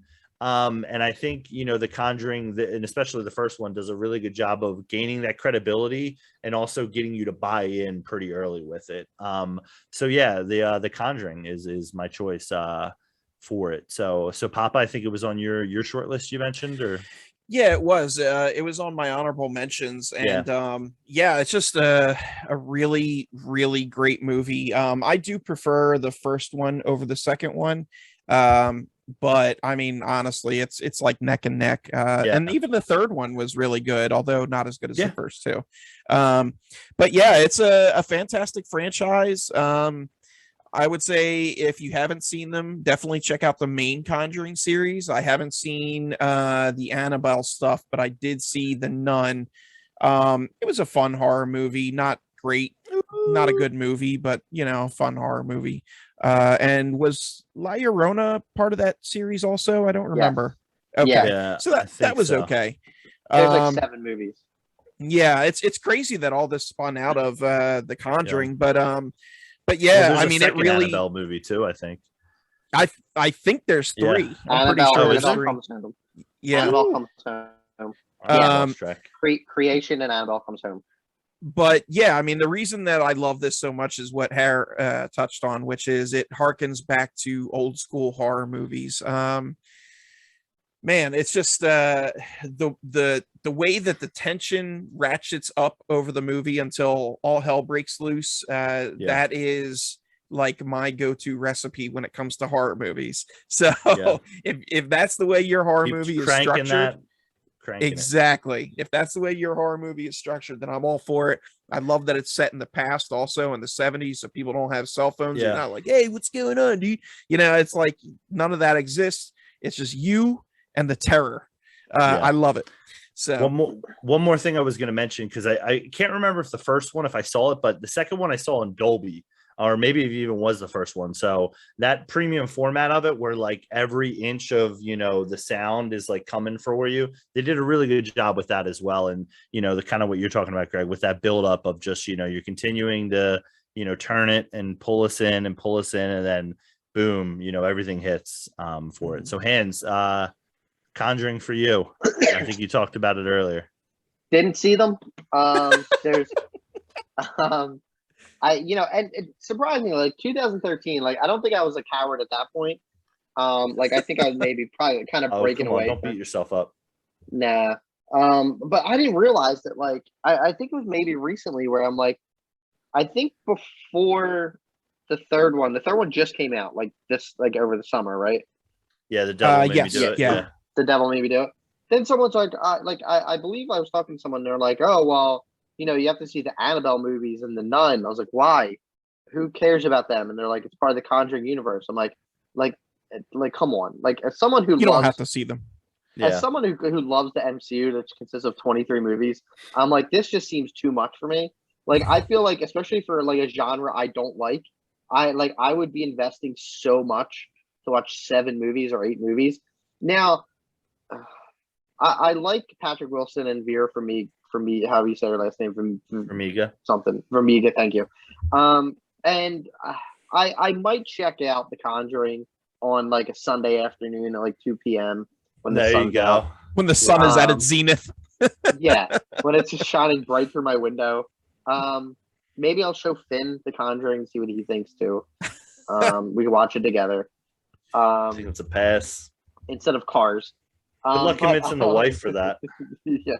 I think what kind of interests me is that like how The Conjuring kind of grew from like one movie to what it is now. And I haven't heard anyone speak like kind of like any like ill of the series. So I think it's something I'll check out. I don't, at some point. But when I do, I'll let you guys know right away. Maybe I'll watch one this weekend. Maybe. Nice. Ooh, wow. And I will report back. You. Oh, I look forward to that. Bold claim. Yeah, we'll see what happens. I'm not committing to anything, but obviously. Will that be before or after you watch Captain Marvel? That was on TV the other night. Yep. All right. Well, good pick, Harry. Excellent pick. Thank you. That brings it back to me. So I'm going to go with 1979, directed by Ridley Scott, Alien. So Alien really kicks off a whole franchise. And the franchise is pretty good about varying what happens in the movies. Like each movie definitely feels like a different theme and pace, which I guess is what you want.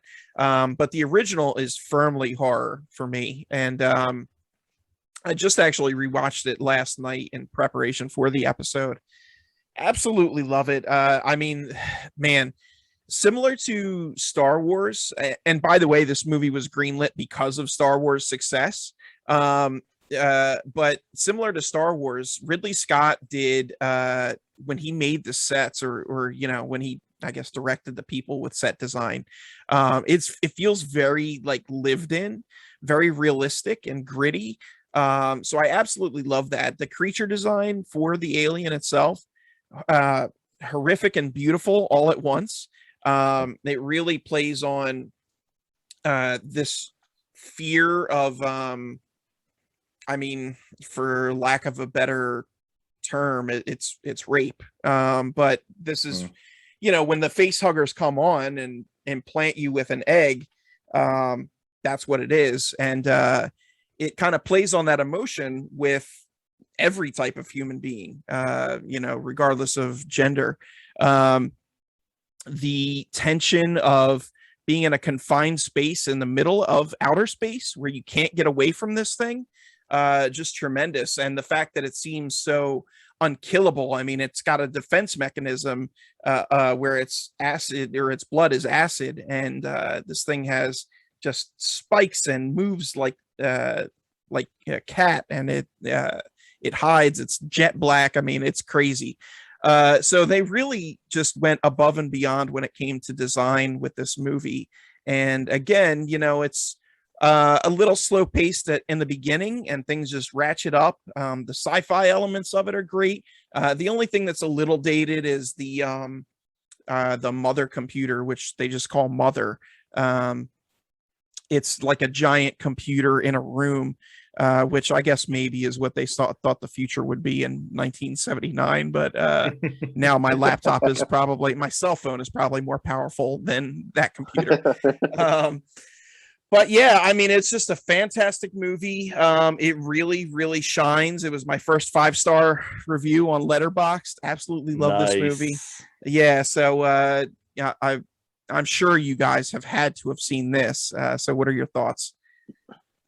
I actually saw Alien because of you, because you gave me the DVDs for the first 3 because I didn't have. I think I told you I'd never seen it, and you're like, yes. I think you had them on like a different format, and you're like, I don't need these anymore. So here, so I watched 1 and 2. I didn't watch Alien 3. Up until that point, like the only thing I really knew about Alien was like I saw Alien vs Predator, both of them, which whatever. We're not talking about them. I know like Prometheus, Covenant, like I haven't seen those. So I mean, I've heard they're good, but Alien, my only other like kind of knowledge of it was on the Great Movie Ride at MGM or Hollywood Studios, RIP, which is no longer there. Yeah. But that whole scene is like I remember being scared of that when I was like 5 or 6. But yeah, you're right. Like the xenomorph is like a terrifying creature. It really is. And I haven't watched it in a few years, probably since you gave me the DVD. And I remember being like that whole unsettling kind of atmosphere when you're in space and this thing's chasing you, like trying to kill you. And like the face huggers, we talked about this with the Suicide Squad, is where like the starfish come on your face and start like attaching your face and taking over you. I think the xenomorph like kind of like aspect of that is like just as terrifying, and it's probably why I hated starfish now, because of Alien. And it has a lot of iconic scenes in it, and with the alien popping out of John Hurt, which is referenced in Spaceballs, which is hilarious. Yes. But is this the one where like I don't remember if this is 1 or 2. This might even be 3. I don't even know. I remember saying it, where she fights the xenomorph in the mech suit. Is that this one, or is that the second one? That's the second one where she fights. Okay. Yeah. Okay. All right. Then I'm mixing up a little bit. But I do remember like it is like a very like it is horror. Like this is one where like if you're balancing in between sci-fi and horror, I would go more horror, because there are more horror elements to it and it's like a horror movie that takes place in a sci-fi setting. But I've only watched it once. I think the concept of them, like with Prometheus and Covenant, is really cool to like kind of dig deeper into that world. So I'll probably give them a shot at some point. But as far as the first Alien, like yeah, it's one of Ridley Scott's like greatest movies. So. If you can get through Alien, you can definitely get through any of the others in the series. So I highly recommend checking out Prometheus and Covenant. Okay. Yeah, and I heard they're while more, you're at it. I heard they're more sci-fi. They're not necessarily like horror. They really rely on the sci-fi aspect of the series, which I think it's cool. I might have seen Covenant now that I think about it. I don't think, which was the most recent one? Covenant or Prometheus? Covenant. I saw Prometheus. I haven't seen Covenant. Okay. Mm-hmm. So, what do you think about Alien? Yeah, I mean, it's great. It's female superhero, or not female superhero, but female hero comes to mind with it. With kind of turning, I believe during that time, or with the cast of that movie, because again, not alive in 1979, but there was a lot of heavy hitters in there. And I think it was surprising that Sigourney Weaver was kind of the one who kind of, made it out per se with that. I mean, and Chris mentioned it earlier, the kind of the dinner scene, when, they have this issue where, the face hugger, all of a sudden leaves the face and just, it's like, oh, everything's good. Like, let's eat. Let's try to get back to normal. That was kind of weird. And then things really, really ratchet up, with it and kind of, take a turn for, the bloodiest of bloodiest worst, for it. I also 2001 A Space Odyssey comes to mind with kind of, you were talking about, old sci-fi that kind of feels lived in, as far as, that. Definitely Alien, highly recommend, Aliens 2, definitely check it out. Completely different, but worth seeing. Love Alien. Wonderful choice, wonderful addition to our Fave Five list. I really think with Aliens also that Jim Cameron was, I can't imagine anybody else picking up the slack from Ridley Scott for that movie, because when I rewatched Alien last night, like there are just scenes that give off, and I know this predates it, but The Abyss, like a lot of stuff from The Abyss, it kind of echoes what's going on in Alien, and Jim Cameron directed The Abyss, so it's like I can totally see why he was chosen. I don't remember if The Abyss came before or after Aliens, but either way, I feel like he was a great successor. Wasn't the tagline for this movie like, in space no one can hear you scream? It is. Yeah. So like that's, that's just kind of, it really sets the tone of like, and I mean, great marketing on their part, but it really sets the tone for like, what are you going to do if you have this murderous, alien on your ship and you can't leave, or to escape is going to be almost impossible. So really ratchets up the tension, for sure in that one. It's really kind of like, I know the term was invented with video games, but survival horror, this is like really the first instance I can think of in a movie of it. Yeah. So pretty cool. All right, Hans, what do you got next for us? I got Nightmare on Elm Street, the 1984 version, not the one with the whatever year it came out with, Jackie Earl Haley. Which, with that whole movie aside, I actually did see that one. He's a fantastic Freddy Krueger, and he's just a creepy guy. He's perfect for that role. He doesn't beat Robert Englund though. The Nightmare on Elm Street series, I've only seen maybe 3 of them. I didn't really stick with the whole series. This was another one where you watch it and there's so much the fact that as a kid you don't necessarily know that Freddy's not real. You think in your mindset there are monsters and you have a nightmare and you're like, oh crap, it's probably Freddy. And this, I remember seeing this at a young age, and I think I stayed up a lot of nights because I was afraid to fall asleep. And I saw it around the age of 10. And I think what I love the fact that Freddy Krueger is such a horrifying concept of not being able to fall asleep because he'll get you in your dreams.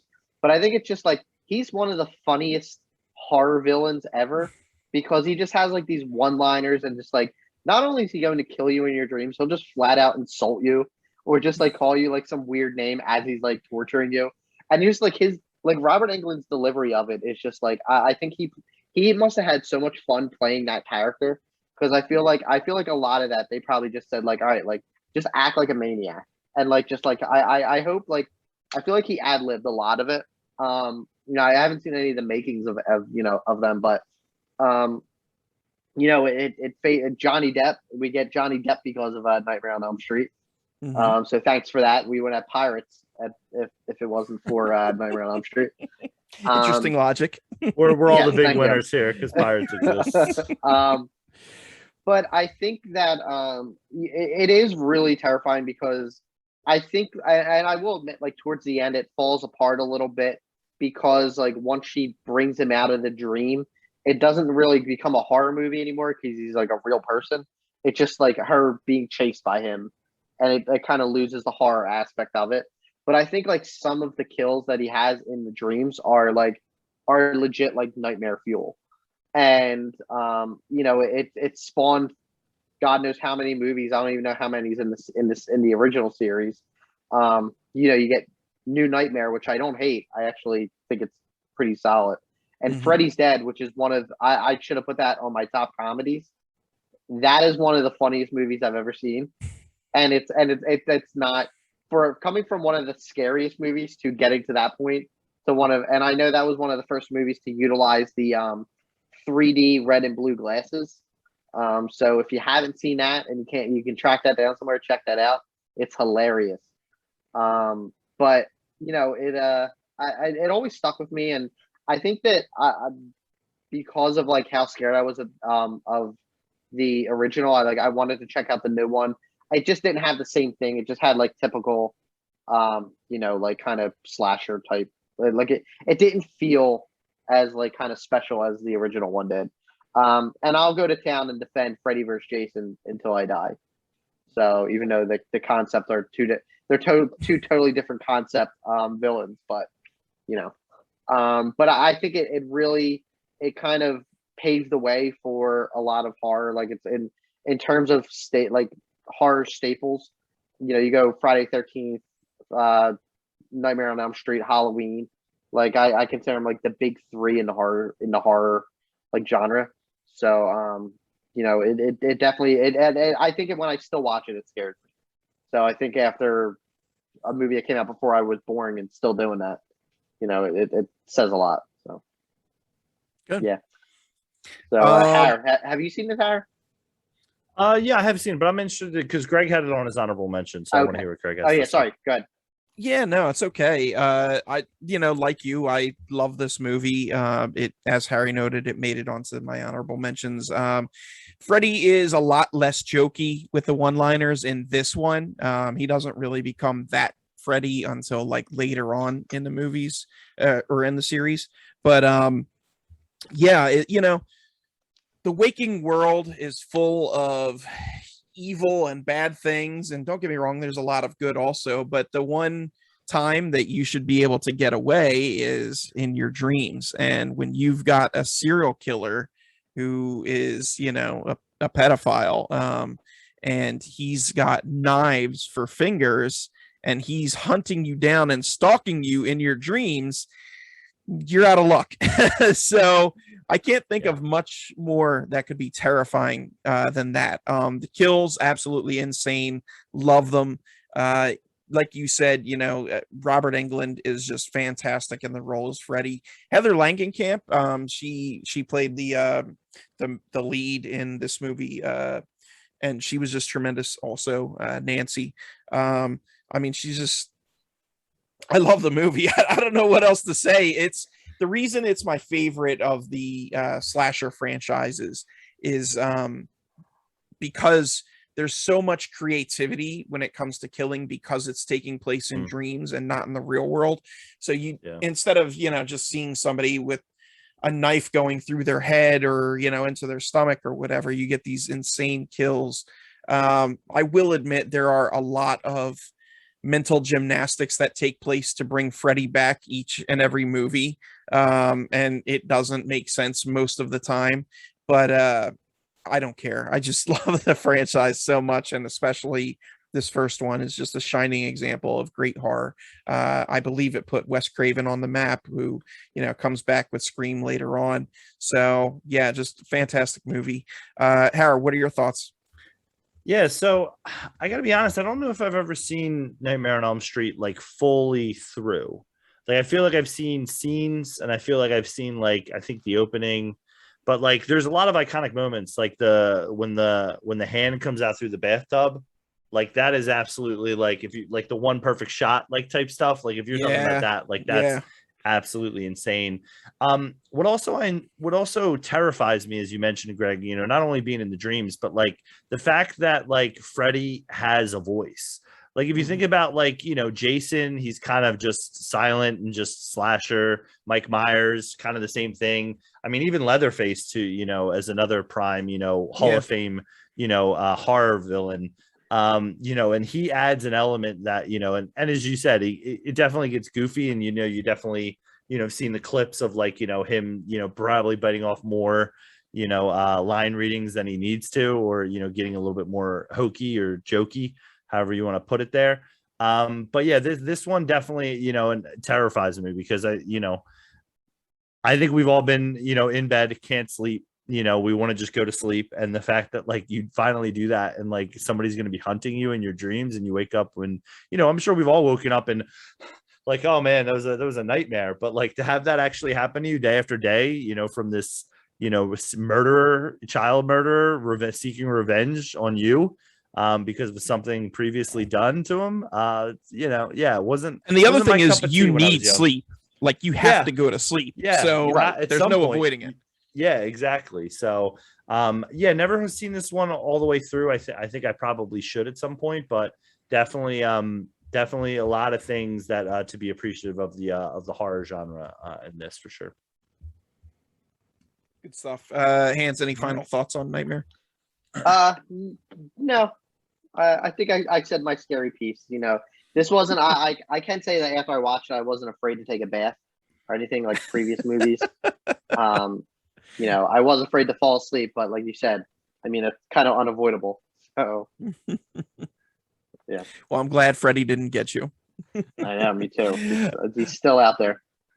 Harry, what do you got next for us? So next for me is a film from 2019. So I think it's the most recent film on our lists. And it's Midsommar. Or Midsummer, however you want to, pronounce it.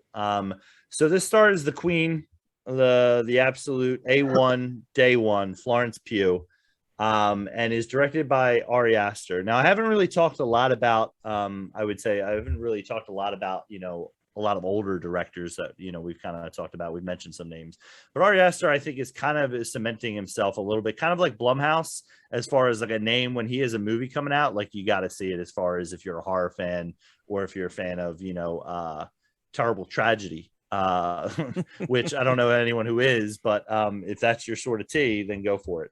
But basically in Midsommar, if you haven't seen it, again, it's, relatively in the last couple of years, but on Letterboxd, it seems like it's seen out all the time because it stays high up on that most, recently watched list.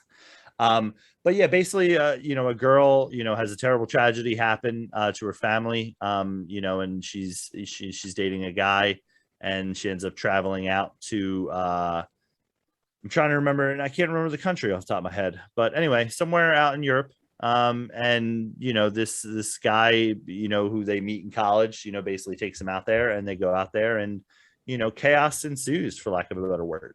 There is a director's cut of this, which I missed, I'm not gonna lie, in theaters, which I really wish I would have seen, because this movie is fairly on the longer side. We talked about The Exorcist earlier being about 2 hours. Midsommar is about 2 hours and 28 minutes, and the director's cut was like an extra 30 minutes.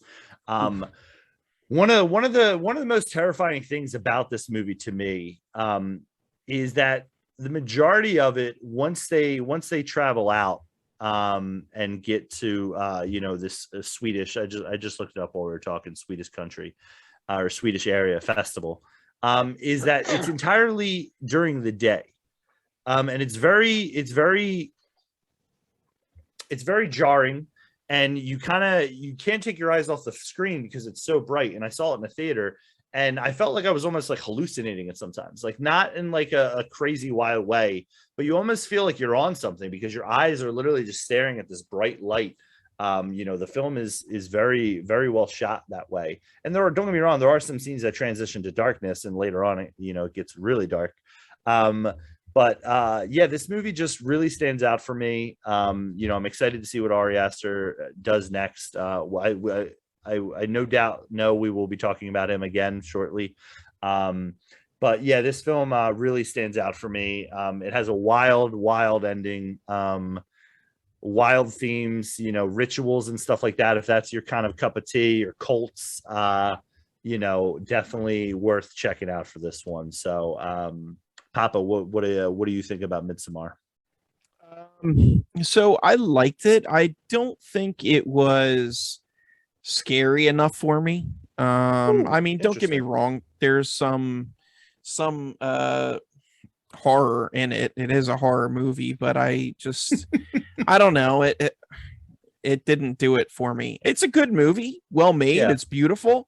It's got the queen, like you said, Florence Pugh, but I just I don't know, I'm a little in the middle on this one. I don't think it would be on my, well, clearly it's not on my Fave Five list, but yeah, sure, it was an okay movie. Hands, how about you? All right, I said this before. Like this movie's probably not good for my mental well-being. And I because we're going to talk about another Ari Aster movie in a few minutes. I remember watching because I won't watch the movie we're going to talk about a little bit. I only watch it once and it's all I need. And I won't watch Midsommar because of that movie, because of how much I feel like it like really mentally messed with me. I've heard people in the past say if you like, this will make you feel uncomfortable, like when you watch it, because and I know, Howard, we had talked about this recently where you said like the whole shot like during like the whole daylight, and it's just a very like unsettling movie. Now I'm glad that if I do watch it, I'm like in the comfort of my own home to watch it, and I'm not like in a movie theater. Like God forbid I like freak out, and I'm not like in public. But I'm so conflicted because I hear people say how great of a movie it is, and I hate missing out on like other people suggesting movies, and I feel like I feel like it's like FOMO, the FOMO, where I'm like and you've talked it up. I know Sean has, I think, was like talked it up before, but he like said, I mean, he's 824 till he dies. He said for like the same reasons. He's like, it'll make you feel uncomfortable at some points, and it's kind of like with like Annihilation, where like I've only seen it like once, and I like get uncomfortable watching it. Like I don't know if I watch this, like I'm not going to be able to probably do it alone. So you're probably going to get a call up one day and be like, "Yo, you got 3 hours." Just talk for some more day. It's like FaceTime during it. Yeah, I mean, I was gonna say to Greg's point, I could see where like if you're a classic horror guy, maybe this doesn't kind of stick with you. You know what I mean?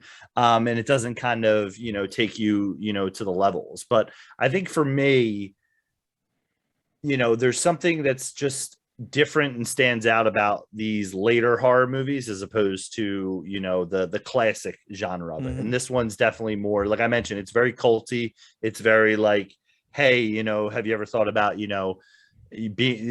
cults are interesting to me, not that I would ever want to be a part of one, but they're interesting, and they grab me for that. And I think that's kind of what his style is a little bit more of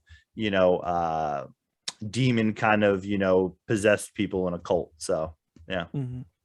I'll touch more on my feelings of Midsommar when we talk about another movie that's kind of related to it. All right, sounds good.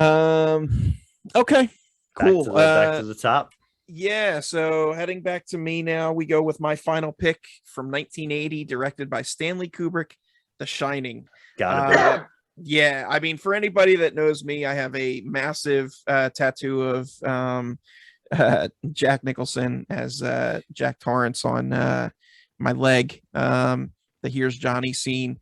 This is just an absolutely crazy movie. I remember the first time I saw this, and it was 2 a.m.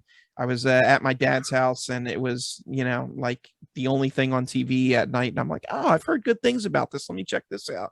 And I was like, I had to be like 20, maybe a little younger, maybe 18. But needless to say, this movie terrified me as I watched it. And I'm kind of getting goosebumps talking about it now, but I loved it so much for that very reason.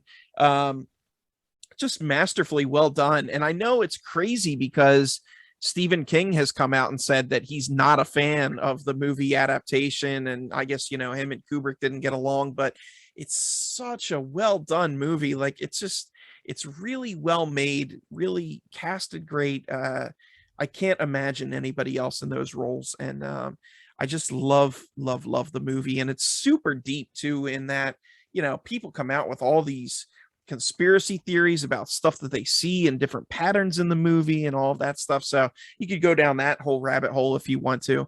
Me, I just like to keep it straightforward in that I love this movie. It's phenomenal. It's old school horror. There are some genuinely creepy things in there, and it's perfectly well made. Hans, any thoughts on The Shining? I haven't seen it. And I said this in the past. No. But this was like one of those like, and I said before, like, I've never seen Jaws, like, and I think this was like one of those movies like back in like the 70s or 80s where like if I didn't see it, I didn't really necessarily like go to like chase it down. But then like a couple things happened, like Ready Player One happened, which is like The Shining's very big in Ready Player One, so I felt like I was missing out like on some of the references, and I'm like, Side note, that scene was the movie War Games in the book. It wasn't The Shining, but I think because WB owned the rights for The Shining, they went with that. Yes, yeah. And I'm like kind of like I would love to have seen the references like for that, because it looked like it was so like heavily like they focused a big part of the movie on that.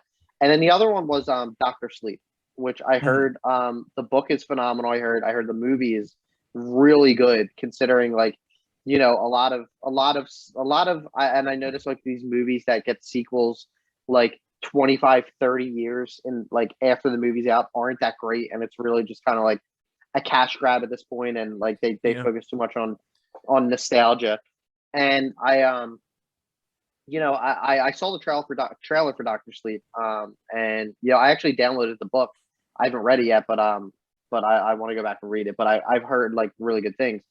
And I just heard like The Shining is like one of those like kind of movies that like if you miss out on it, like it's such a great like kind of like it's a great movie, like with great performances. Like it wasn't nominated for Best Picture, or did I make that part up? I don't know if it was or not.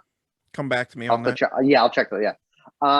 But Jack Nicholson like kind of showing up and acting like a nut.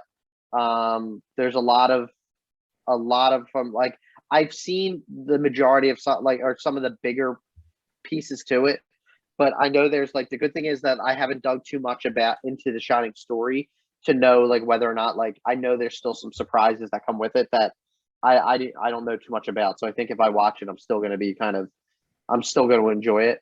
The fact that Stephen King didn't like it, I like most of Stephen King's adaptations from his books too. I've read a lot of his books, and then I've seen like most of the movies that are based on his books. And that kind of maybe at one point turned me off, because I'm like, well, if the author of the book doesn't like it, like I don't know if I will, because I'm such a huge Stephen King fan. But I've heard a lot of people say like, just at the time, like Stephen King was going through a lot of crazy stuff, so he might have just probably just disagreed with Kubrick at the time, because he was either probably on some kind of drugs or for whatever reason. Right. But I definitely will go back and watch it. Like I said, I did buy it for like $8 somewhere, so hopefully that's probably a good $8 well spent. So yes, it totally is. Instead of Conjuring, maybe I'll watch that this weekend, and I'll get back to you guys. Or watch both. Great weekend for horror. Yeah. We'll see. So gotta fit in Candyman too. and Midsommar also. So you got one for each day. Dude, I'm gonna be off a limb on Monday. I'm gonna be talking about the awards. Yeah. It was not nominated for anything for the Oscars. It won a ton of Saturn awards, which are for horror and science fiction, and proof that not everybody knows what they're talking about. The Razzies. It was actually.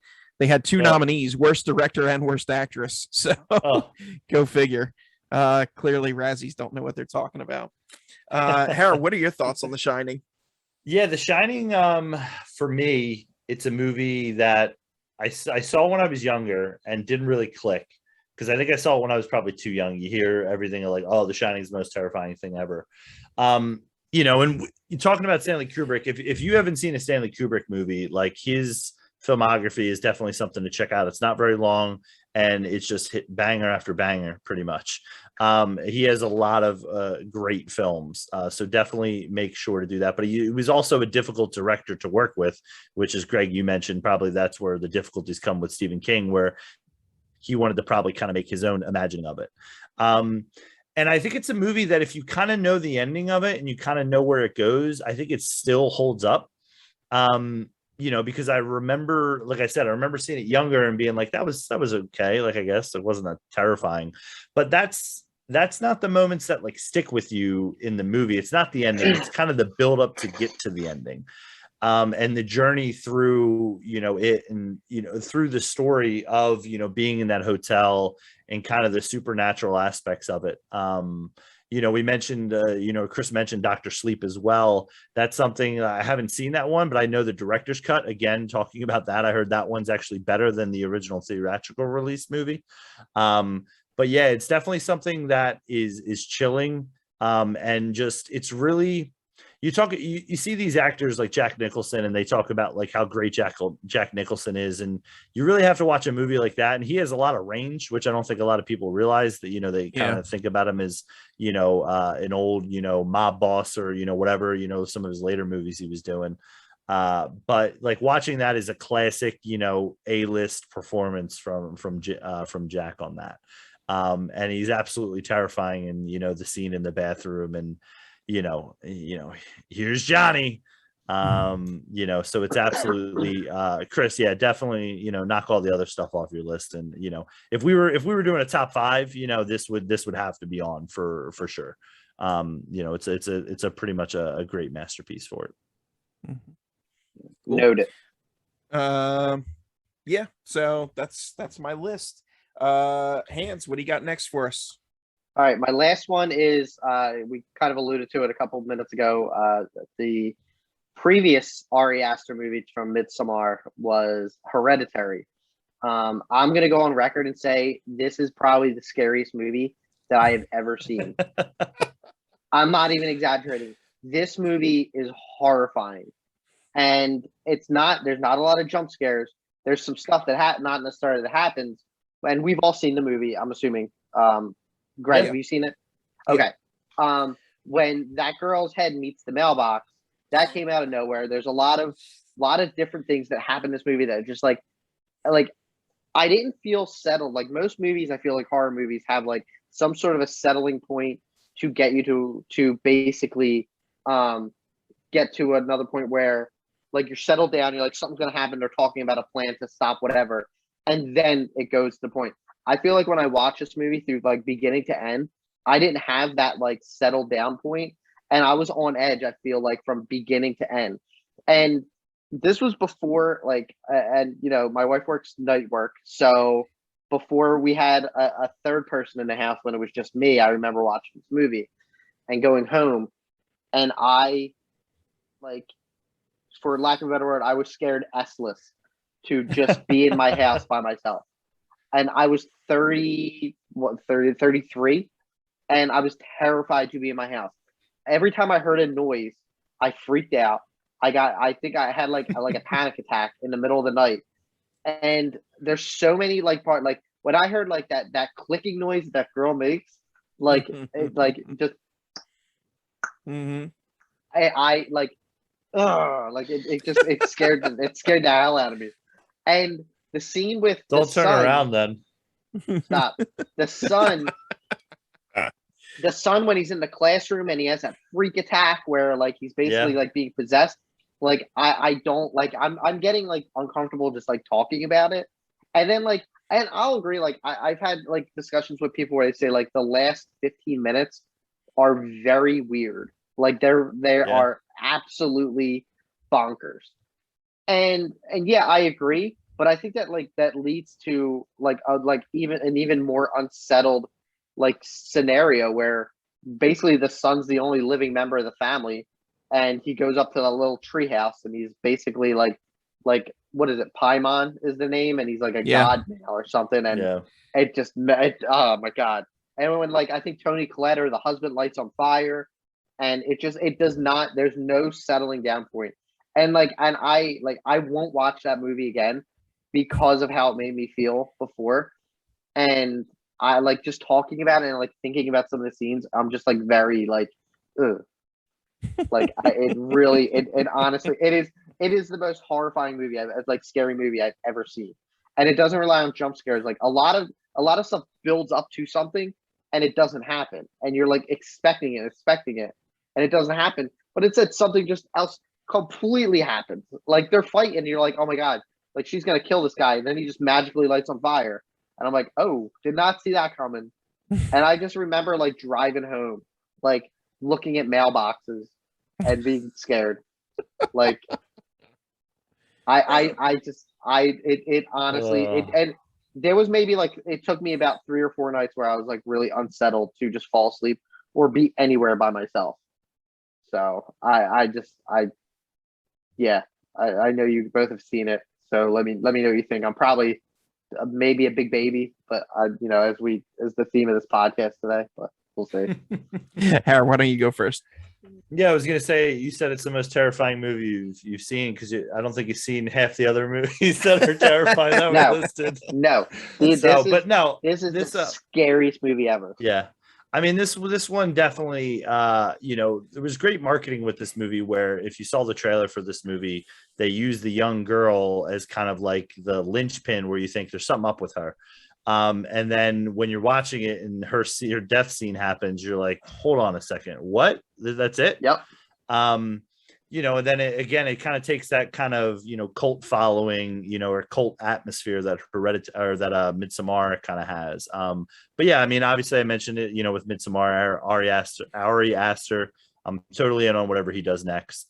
But I'm interested to hear what Papa has to say because he showed some hesitation with Midsommar. So I'm interested in Hereditary. Yeah, so I liked this better than Midsommar. This was more of a traditional horror movie in my regards anyway. I do feel like it was overlong, and I think that was a problem with Midsommar also. Yeah. Like the pacing on this movie, it's just like it feels like there's long periods where nothing happens, and then all of a sudden something crazy happens. So the beats are kind of like really weird for me. But I love the ending. Honestly, the ending probably makes the movie for me. I went into this movie not knowing anything about the movie, and I hadn't even seen a trailer. I had just heard buzz about it, like, oh, you got to check this out. It's a very unique horror movie, blah blah blah. And I'm like, okay, cool. So I went in, and maybe that was why I was like, when is something gonna happen? But in that last 15 minutes, when everything goes, crazy and just bonkers, mind blown. I absolutely love it, and it for me, it's worth sitting through the long periods in between. 2 hours. Yeah, exactly. Or even longer, probably. So yeah, I mean that's my thoughts on Hereditary. Good movie. A bit long, but well acted, and the ending totally is awesome. Yeah, I don't think I saw a trailer for it either. I think this might have been like something where like I think Harry, I might have seen it with you where you just were like, "Yo, you want to go see like this Hereditary?" I'm like, I heard it was out. I'm like, just went in cold. Like it's probably a horror movie. Yeah, that's all right. Like, and I think I might have like watched like the trailer where you're like where the girl. It makes it seem like the daughter is like basically going to be like the possessed like whatever, and then like 25 minutes in, it's just like boop, like she's dead, and I'm like, oh my god, like. I honestly, oh my god, I just talking about it. I'm like, I really am probably not happy with you for suggesting. Like, you probably didn't know I was afraid of it, but honestly, I think this is more unsettling than Midsommar. So I think if you could get through this, you can definitely get through Midsommar. Yeah, I think we'll see. Yeah, I will see. I don't trust Ari Aster. I'm not saying this just to like, oh, you need to go see Midsommar. But like, honestly, I think you're not giving yourself enough credit. So I don't know. All right, we'll see. Well, we'll see what happens this weekend if I watch it. All right, Harry, what do you got, buddy? Yeah, so my last choice is from 2005, The Descent. It's about a caving expedition. A bunch of group of girls go, and it goes horribly wrong. They become trapped and ultimately pursued by a group of predators, and by predators I mean creatures. So I talked about it in the beginning of the pod, but like for me, a lot of times it just becomes part of how did you experience this movie. And for me, I went into this movie, probably seeing the trailer and it was interesting. And you were like, whoa, this kind of looks like, a really good horror movie. And it totally met and exceeded my expectations when I saw it. So, I mean, what there isn't an element of it like where I feel like it's almost like found footage, but like there feels like some movies you watch and you just have that realism of like, oh, these could be a real group of people. And if you look at the actresses in the movie, I don't think there's really a star from it. And even the director, Neil Marshall, like he doesn't really go to do, I don't think too many things, that like make him a recognizable name either. But, there's a claustrophobic element to this movie, as I mentioned, with them going into the cave where you just feel absolutely like you're being suffocated. And experiencing this movie again, I'll always talk about it, but like experiencing it in a theater as opposed to at home, adds an element of it to it. But you start to get this feeling of like, is there something down there? I mentioned the creatures are in there. You'll find out as it becomes more horrifying and terrifying. But you're already in a dark atmosphere. Lighting is very limited, and they really do a good job of shooting it where it doesn't look too cheap and it doesn't look cheesy and it doesn't ruin it. And it seriously seems like there's these creatures in these caves that are coming to murder all these people. So definitely a top horror movie for me. Would be in my top 5 if it was more of a top 5 list. Absolutely love this film. Feel like it was underappreciated in the last probably 5 to 10 years. Has gained a lot of steam of being like a kind of a classic kind of horror of the modern day. So yeah, so what's your thought on The Descent? I made it halfway through because I don't do like claustrophobic kind of like that setting. Like I honestly, I'm not sure if Happy you started like, this one. I know. I know that I don't know if this came out a while ago, so I don't know if I just wasn't interested in it because I didn't see it. I know I didn't see this in theaters. This was definitely, if I saw it, it would have been at home. So it probably could have been just something where I was watching it and just either wasn't interested, or the fact that I probably got uncomfortable because like tight space kind of movies, like I don't like whether or not they're horror or not. Like 127 hours, I watched that once and I'll never watch it again because it just kind of it's that like sense of this could actually like really happen. The reason I don't go cave expediting or whatever the word Spelunking. is. Spelunking. Yeah. Is because a cave will probably collapse on me or something, and that'll be it. It's just the concept, even without the creatures, is horrifying to me. But maybe I'll go back and rewatch it. Maybe I would love to see again, it might have just been something that I just maybe like my attention span wasn't there. I know I remember seeing at least half of it. Yeah. But it's a terrifying concept of not just being underground in a cave, but also having to fight for your life against someone chasing you or something chasing you. Greg, what are your thoughts on it? Yeah, so I have not seen this movie, but I have heard nothing but positive things about it. I mean, not just from you guys, but people in general. Like anybody I talk to that has seen this movie has had great things to say, and they're like, "You haven't seen The Descent? You got to check that out." So it's definitely on my list. Where like if it ever pops up on streaming and I see it, I'm definitely gonna watch it. I can't remember the challenge of why, but like I feel like I've rarely seen it on anything. I think it was on Netflix at one point for like not a long period, but I don't think it's one that makes the rounds as quite frequently. Also, I won't spoil the ending, but like there's actually 2 different endings which you could read about after you see it, where like there was a different ending for European audiences as opposed to American audiences. So it's like Clue. I guess depending on where you saw it, just like Clue. But it's an interesting think about the movie once you do see it. So yeah, that's The Descent. So those are our lists. We have a a series of questions here at the end here, but before we get into that, I just wanted to touch base on something. So, like, Harry, you kind of mentioned it. All my movies are older movies, and with you guys, I mean, with the exception of Nightmare on Elm Street from Chris, everything else is from like 2002 forward. So, what is the deal with that? Like, why do I like old school horror movies so much? So I'm going to call this segment "Okay, Boomer." Let me get on my soapbox here. Side note: not a boomer. I'm actually a millennial. But no, there's just something with horror movies, specifically from the 70s and early 80s, that they all follow a formula, and I kind of touched base on this earlier, but they all start off and then they slowly dial up the tension throughout the course of the movie, and then stuff just goes crazy at the end. It's just insane. The Exorcist follows that, The Shining follows that, Alien, Texas Chainsaw, all of those movies. So not so much with The Exorcist 3, but that's not to say that there's not scary stuff in between, because there is. It keeps you invested, but like it just keeps dialing up until the end when that dials turn all the way and it can't go any further. You don't get that with current horror movies.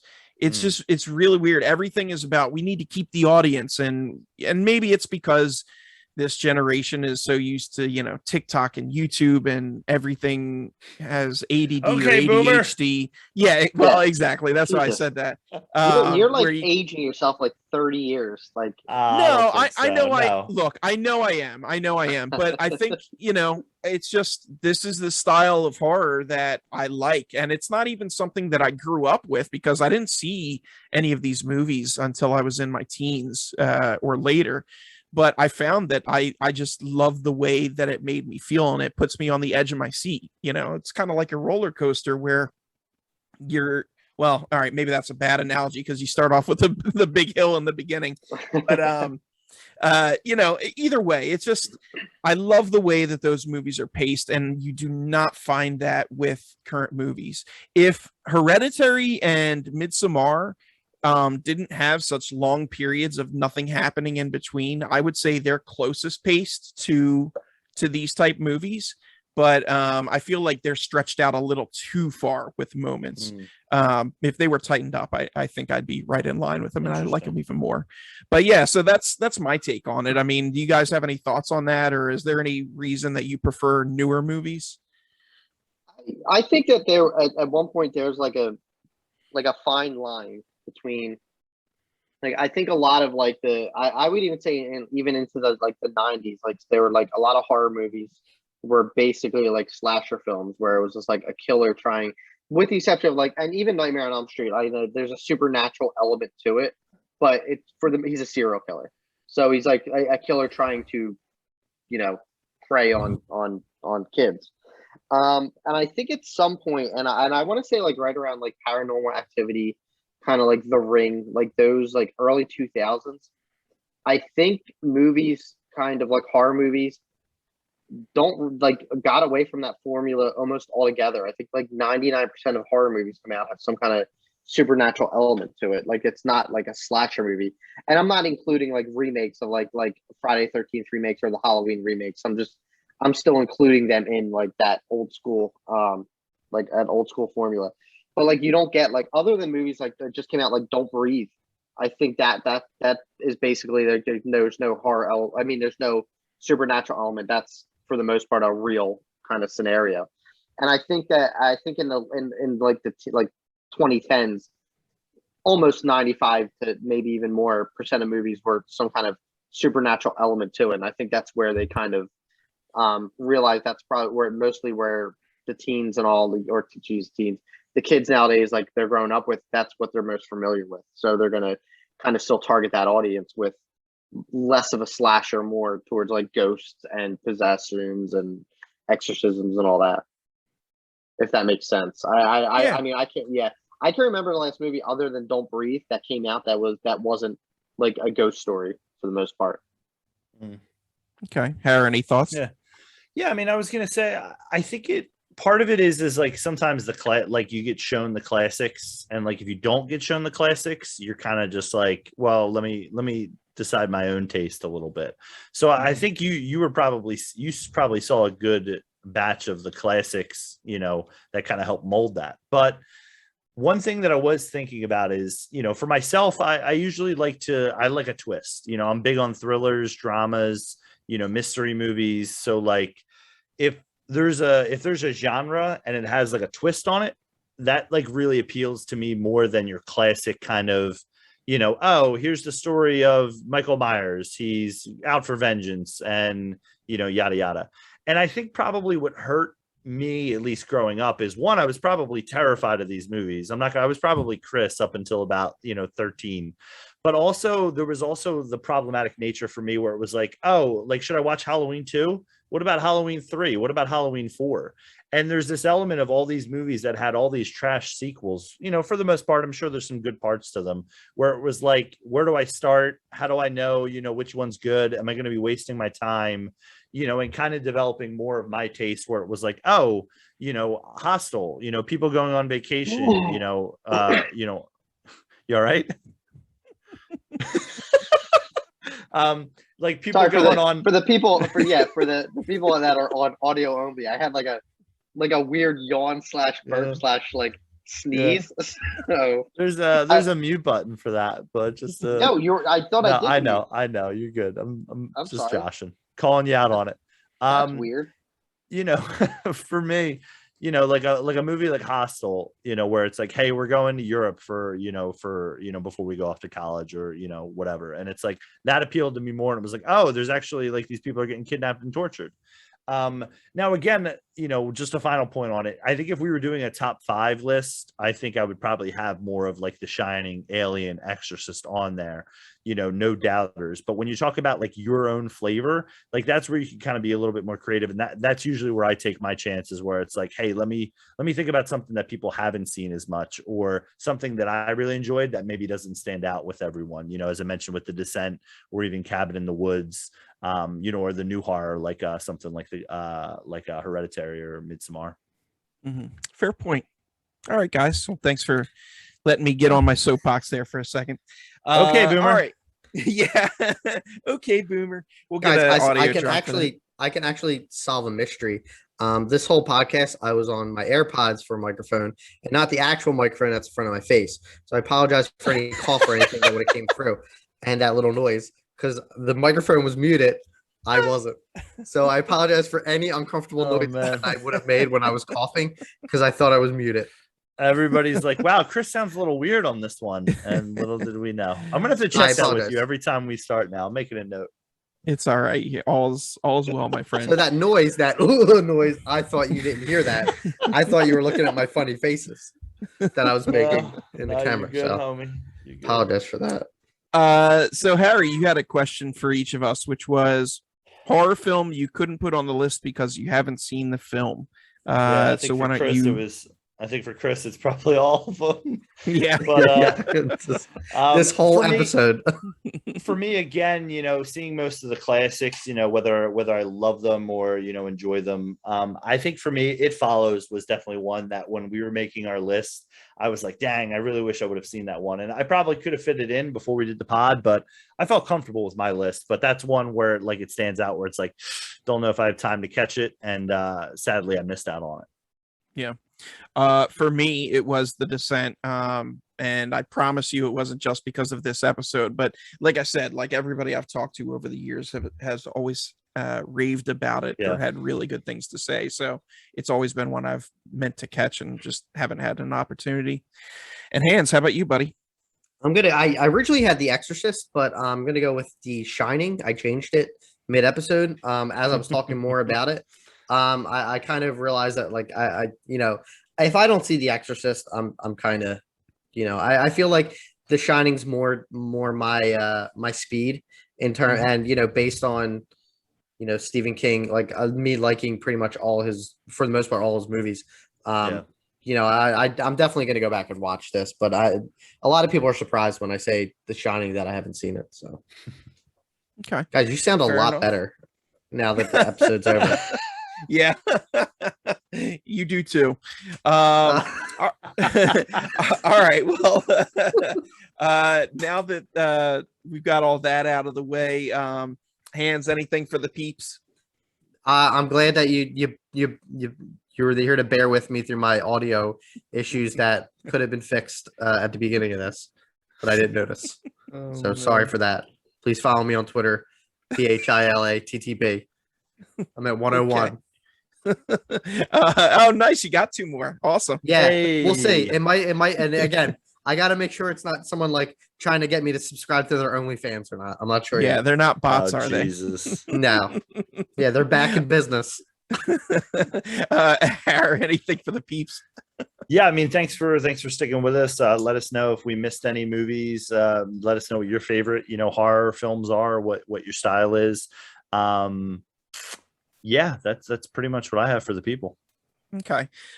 So I have 2 things, which are 2 podcasts I'm actually listening to now, and they're both pretty awesome. So highly recommend Geek Speak Last Week.